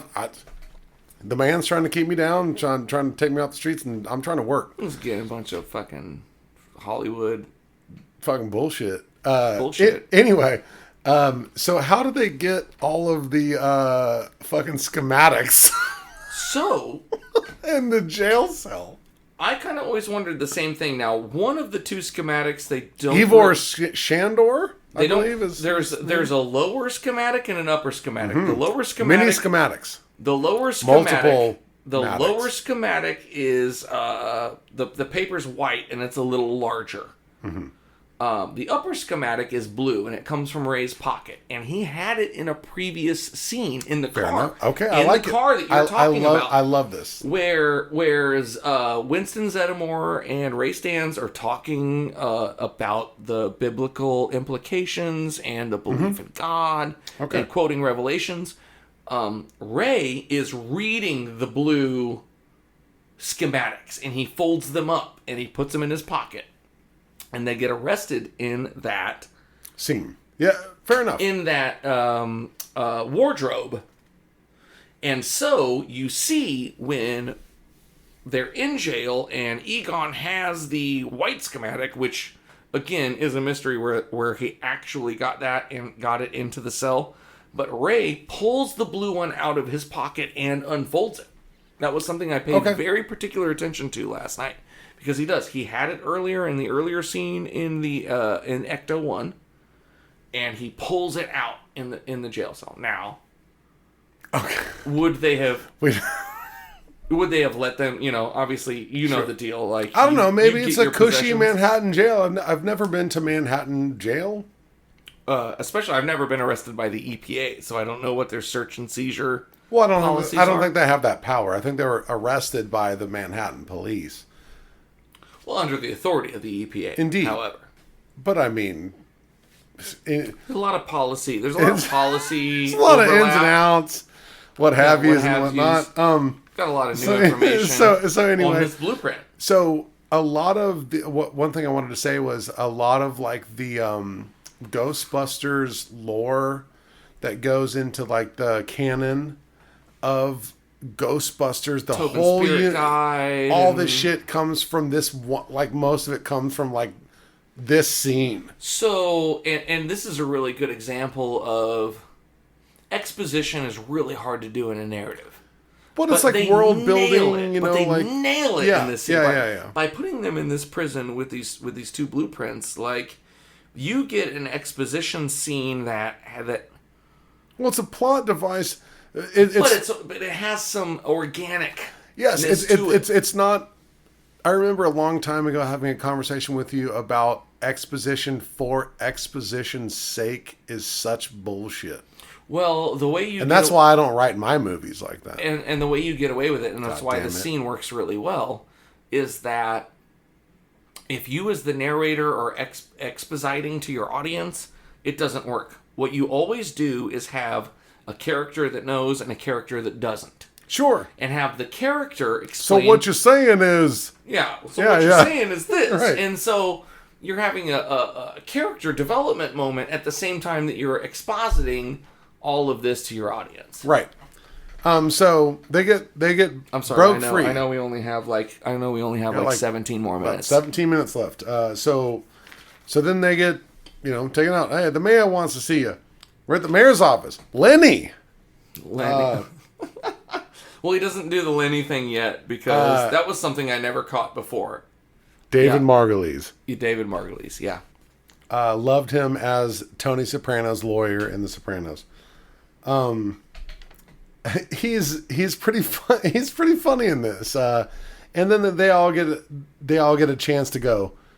The dead rising from the grave. Everyone's like yelling at him. The walls in the 32nd precinct are bleeding. How do you explain that? Like that guy is chewing the scenery. That shit. He really is though. That's fucking great. I love that goddamn scene. But what's also great about David Margulies' then the performance, Pope comes. Is that the Pope? No, he's a cardinal. Okay, he's a fair cardinal. Enough. But he calls him Mike. He goes, Mike. My eminence. What am I going to do here? So that was exactly what I wanted to talk about. Like, for everything else, he's being, he's the mayor. He's this authoritative, hard ass, And then when this cardinal comes in, Mikey, right? Mikey. Right. What am I going to do? Eminence. My eminence. And he kisses the ring and he does the whole thing and he breaks down and he's like, he has this whole moment, and he again is chewing up the scenery, but he's like, what am I going to do here? Like, he really gets into this, the official stance of the church. Also stereotypical Italian, American, New York, Brooklyn, Catholic. Sure. Thing. He's, what am I going to do?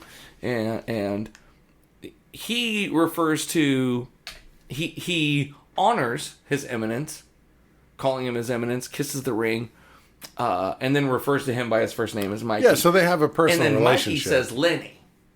The official. The church is not going to take an official stance on this, but if you ask me, it's a sign from God. And that's when Venkman goes on the Venkman show. The charlatan. It's the Venkman show. The charlatan that he is. The charismatic weasel of a car salesman that he is, starts to say his spiel. And what he does is he says, Lenny, and the camera cuts to David Margulies. And Lenny props his eyebrow up. Like, what the hell did you just call me? You just refer to me not only by my first name, but by my shortened, casual name? You will have saved the lives of millions of registered voters. And then it cuts to the cardinal.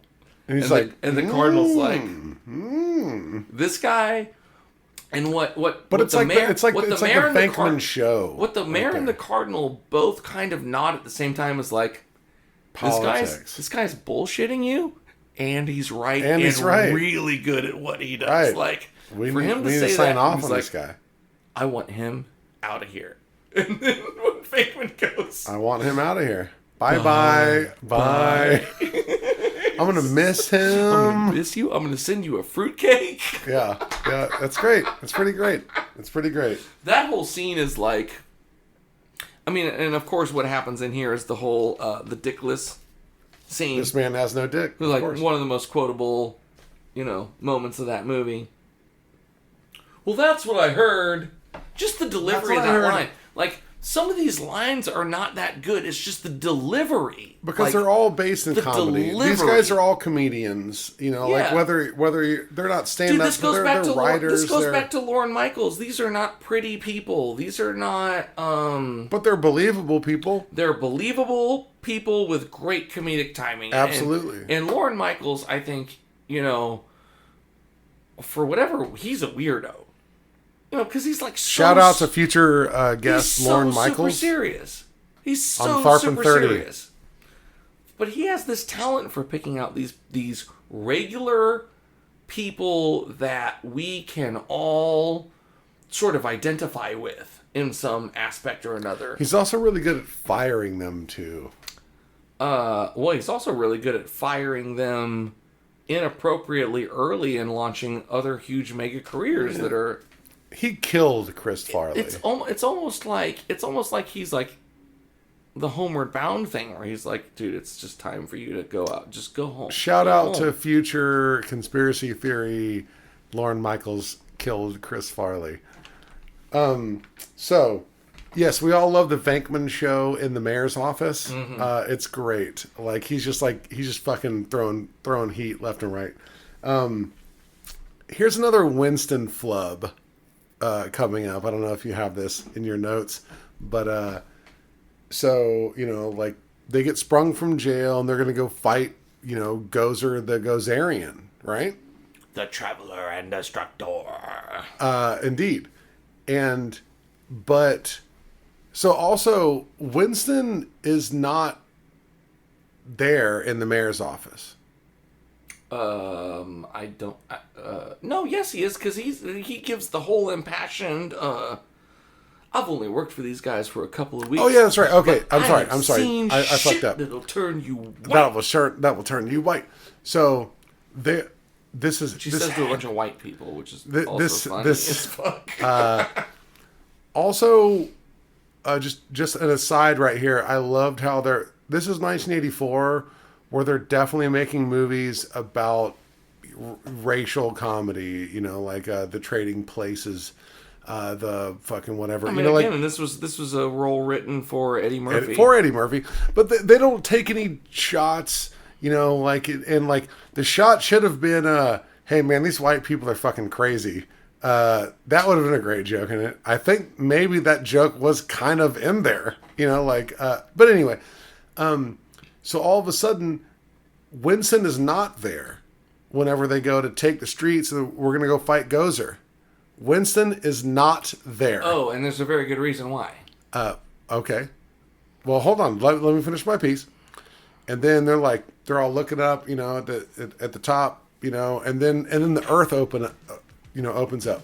Mm-hmm. They all fall down. Bow, bow. And right. Bow, bow. And they come.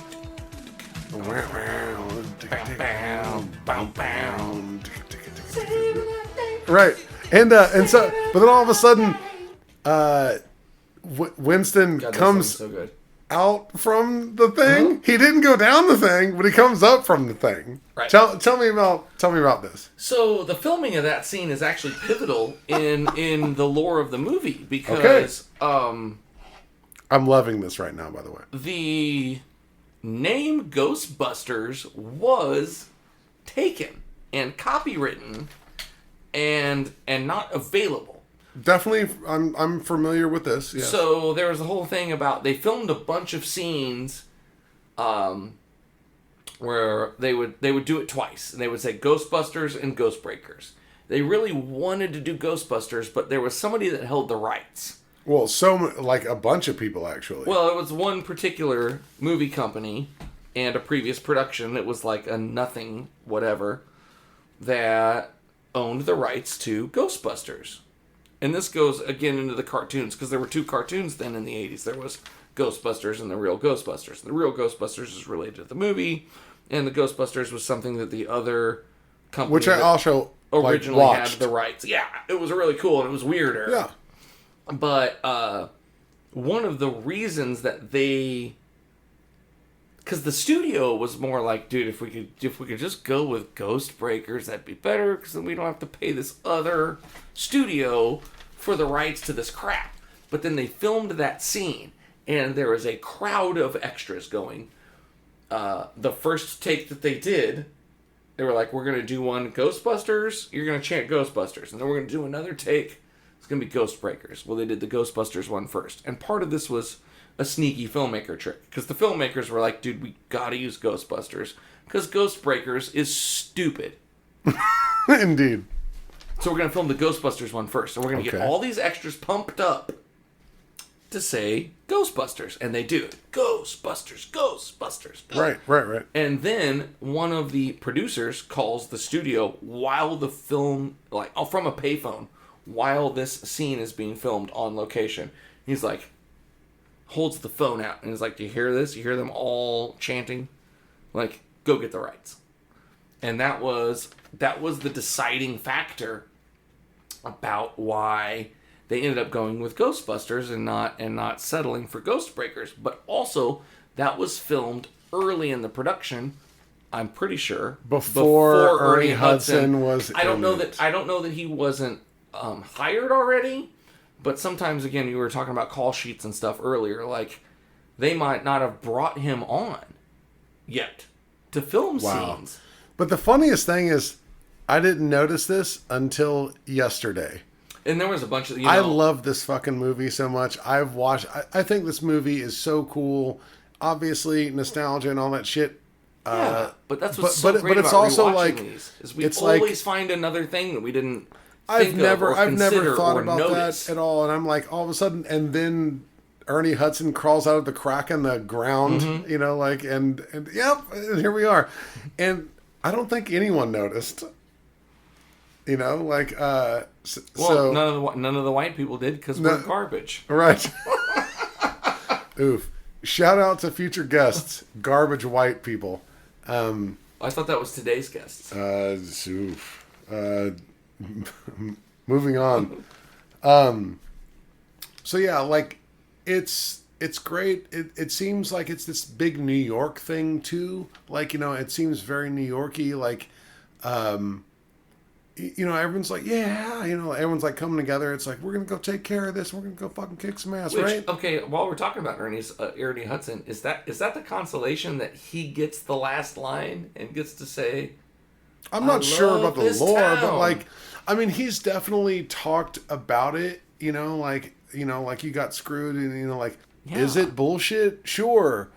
Am I happy to be a part of the whole thing? Absolutely. You know, it's a different time. We're moving forward. Whatever. Am I gonna? Well, and that's the classiness of him. Absolutely, dude. Like, you know, he's been like so, you know, like gracious at like all like the cons and like I was looking for. And and it's unfortunate that we have to, because he fucking throws heat, and like, and that dude has got a beyond incredible career. Like, you know, like I love his like chops. Well, and there's dude, him and like there's a recount, him recounting the sort of scenario, and him both sort of simultaneously throwing shade and excusing the other cast members who were like, dude, we're so sorry, but it's like just the business, and like, can you just be cool? Like, we're sorry, we hate it. I mean, naturally, I'm not going to speak on. Well, here's what he should have done. I mean, like, you know, like, that's fucked up, dude. That is fucked up, man. Like, he's getting the short end, and you know, like, I mean, he, you know, shout out to Ernie Hudson, future guest of the podcast. Isn't he on next week? Hopefully. No, he's coming next week, I thought. No, Ernie will be here for episode 3. It's really great. It's really great. No, I wish he was, man. He's trying to be modest for all of you. No, that's not true, fans. I've already booked it. It's cool. Ernie's going to be here. It's great. I think he handled the whole thing really, like...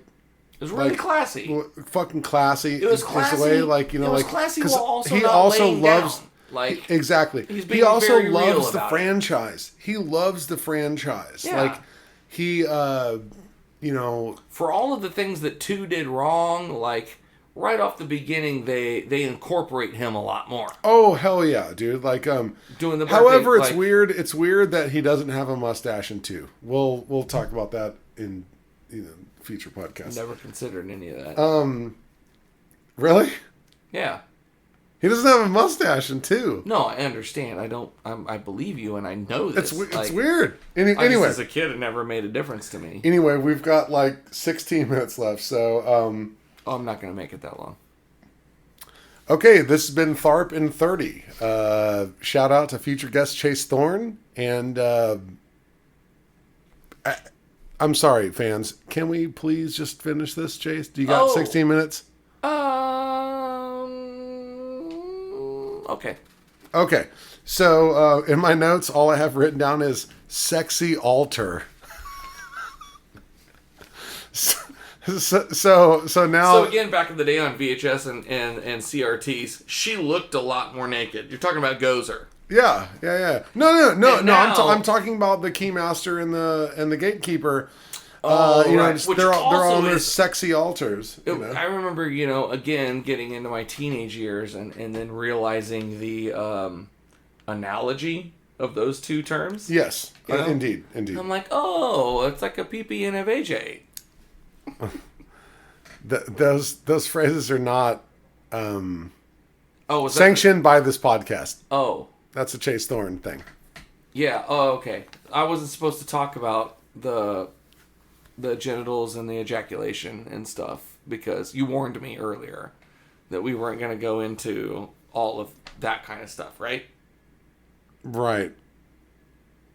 Well, we'll edit this out. That's fine. We'll edit this out. Tharp was really like, this is going to get graphic, and we don't want to talk about that kind of stuff on this podcast, but it happened. So anyway, I guess we're talking about the Art Deco of the upper chamber. So the design of the movie, the sort of art design, going even back to the beginning. In the beginning of the movie, there's so much Gothic design set up in the whole thing. And the way that the movie kind of moves between, because then, of course, you go to Dana, the first time you see Dana walking through the hall and passing Louis Tully's apartment, like, you start to see the Art Deco and the way that sets up different themes and tones in the movie. But the way that they really portray New York as a Gothic thing, like both through the library, the post-library, the university scenes, even the firehouse to a degree, like the way that, like, with all the spider webs and... but they move into that Art Deco thing as well, and then you sort of see the affluent modernism when Tully goes into Central Park and... the affluent restaurant with all of the glass fronts, and everybody, all the pretentious, snooty people in that restaurant. And I really like the way that as they shift the tone of the movie, they shift those sort of like art designs. And the emphasis on certain kinds of art design between Gothic and Art Deco and the postmodernism and... I think it really shows, like, also as you go through the character arcs of the movie, the art design takes you from a place from that very claustrophobic library to the openness of the temple also, on the top and of also the building. I'd like to say that, like, the score becomes this very big, gigantic, horned and symphonic monster. Bum, ba, bum, ba. It gets very big and open. Even the soundtrack choices, like, you don't really get a big soundtrack drop until the first montage after the hotel. Right. The one we were talking about that has the ragtime. Yeah. And then there's Cleaning another up one. The town. Cleaning up the town. Oh yeah. And then It's Magic is the second one. But each of these pieces of music also have, just like the art design does, like, these are very different, disparate genres that are showing sort of an arc that the movie takes through as its storytelling for you. It's taking you through all these tones and moods, but it's not jarring. It's very organic. It's very a slice of New York, but it's showing you the kind of New York that it wants to show you.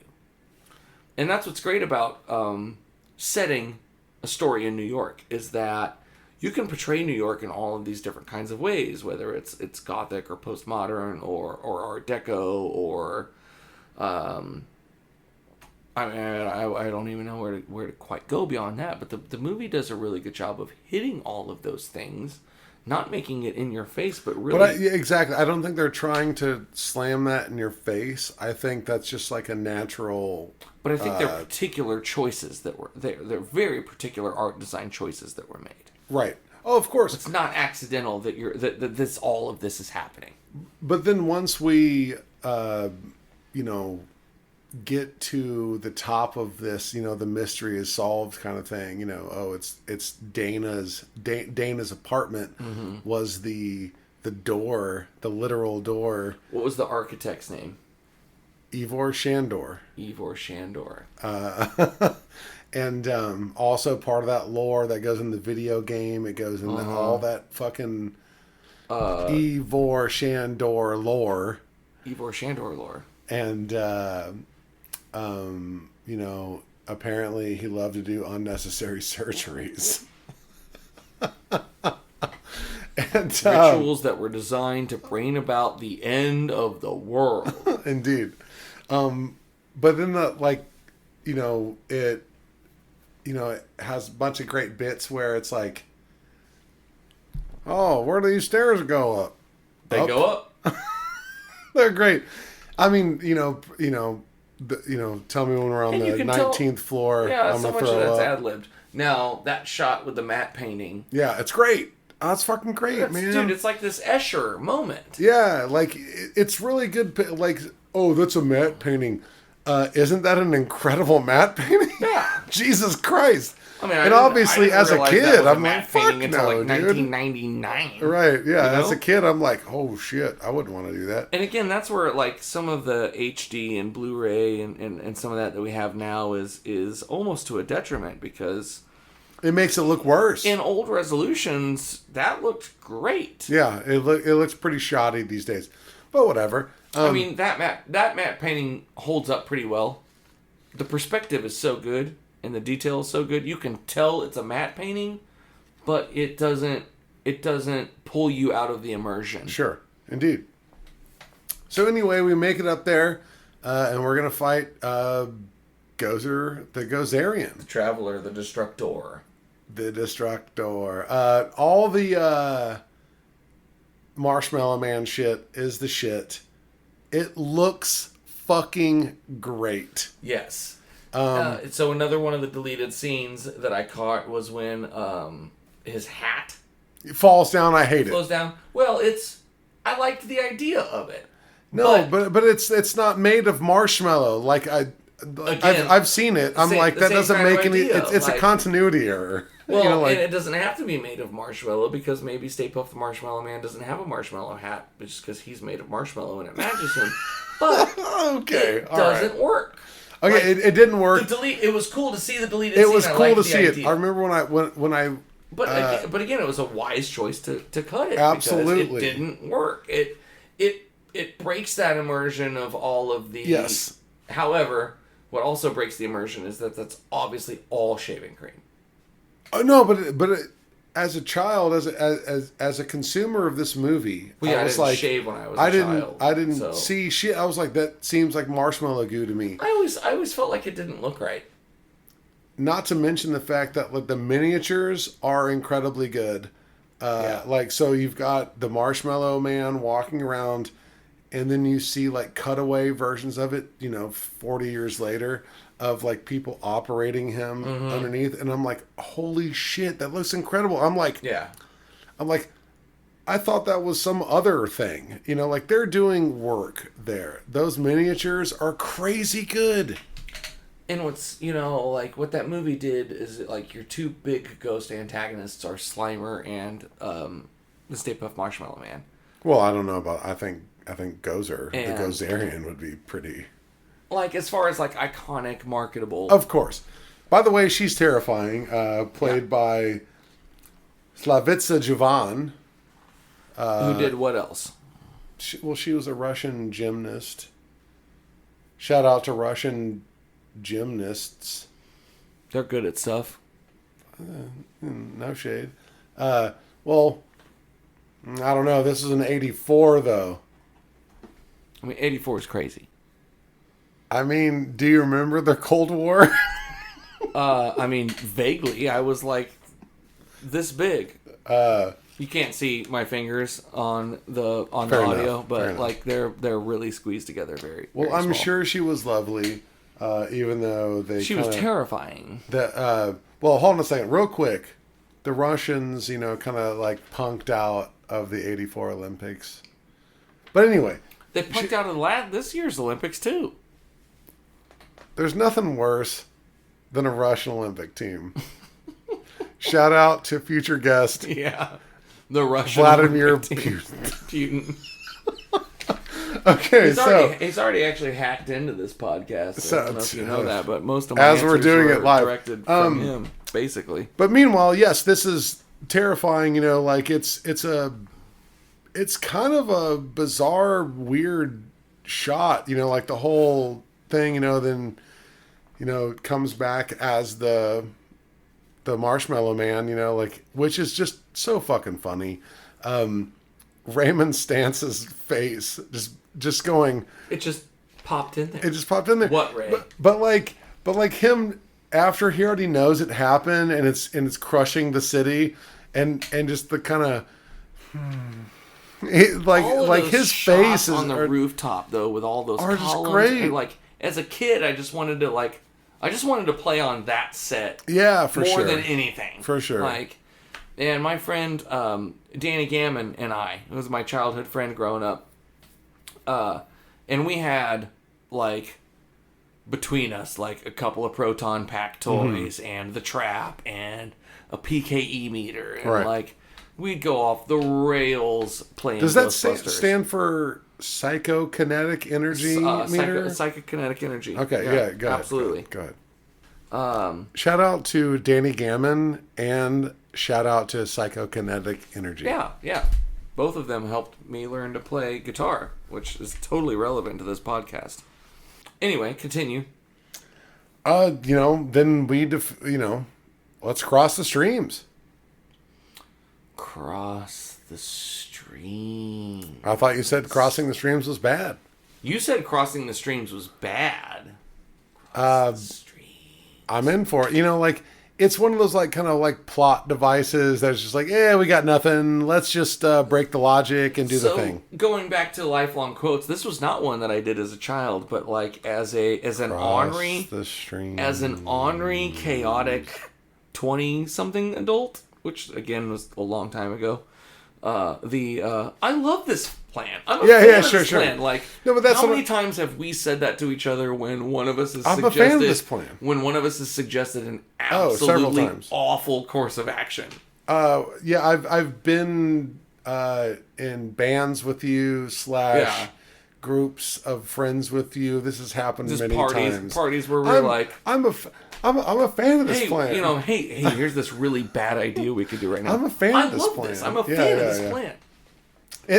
But it's like logic breakdown in movies that just like negates every other rule setup that's happened. It seems to happen more often, character for him. More often than you know. But like it's the 80s.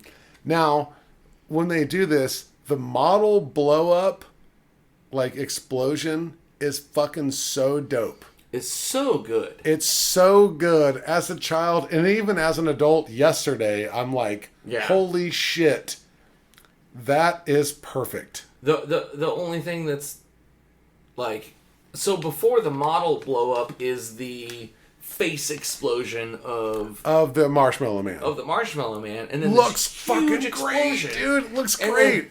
He's getting it. The Ghostbusters are unscathed. Sorry, Venkman. It smells like barbecued dog hair. This explosion is ginormous. Why are they completely unscathed? I have a theory on this. They were all secretly God-fearing people. They're all, some of them Catholic, some of them Methodist. Some Protestants. Some actually not. My boss is Irish. I'm not going to go any further. I'm not going to go any further with this joke. Well, they were on the top. The heat went up. No, it didn't. It went out. It went directly out. In the explosion, you can see it. They're between the explosion and the Marshmallow Man. Like, yeah, I know, man. I know. It's the suspension of belief thing. You have to do it. You have to do it. Yeah.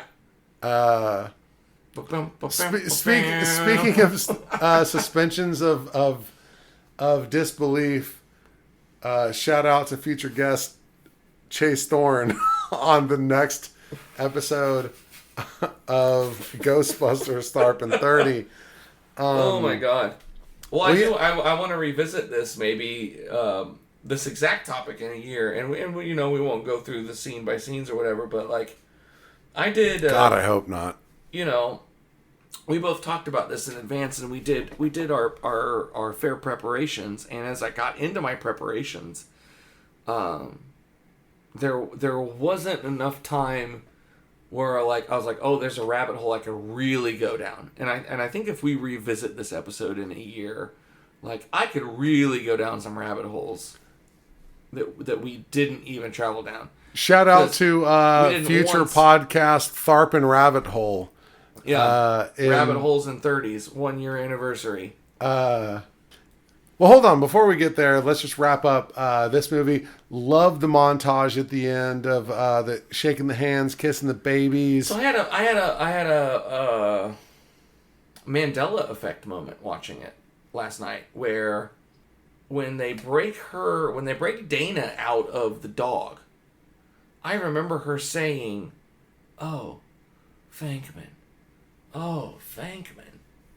Like, and her repeating it 2 or 3 times, and I'm watching the movie, and like, not once does she say any of that. No. But like, I have a very clear picture in my head as a child of. Yeah, like, you created that in your own brain. All right. Well, fair enough. I mean, like, honestly, like, I'm not saying you're an asshole. I'm just saying, like, it's one of those things that we do. I'm an asshole. I'm saying I cross timelines, man. Well, no, but I mean, like, it's like those things, like when we're young that we like could swear happened but didn't. Or did they? They didn't. You don't know that. Well, it's on film, but that has nothing to do with timeline variance, man. Anyway, anyhoozle. He's not entertaining this at all. It's fine. So love the montage at the end. Shaking hands, kissing babies, marshmallows all over everyone.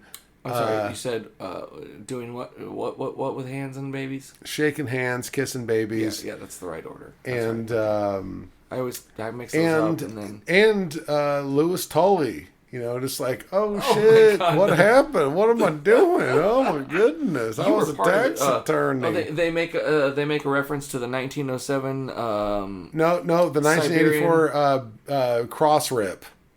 Well, they also the meteor that exploded over Siberia in 1907. They make a reference to that, and of course, like the great line in that moment is like, "Oh, who does your taxes?" Yes, indeed. And again, as a kid, just the way he delivers the line was so quotable. Like none of that hits him. I don't understand. No, like an accountant. Not until I'm like probably like smoking weed and I'm like 16. I watch it. I'm like, that shit's hilarious.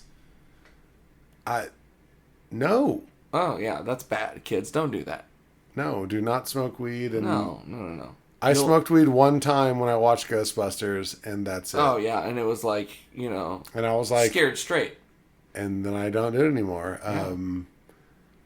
And we will revisit this on episode 2 of Ghostbusters.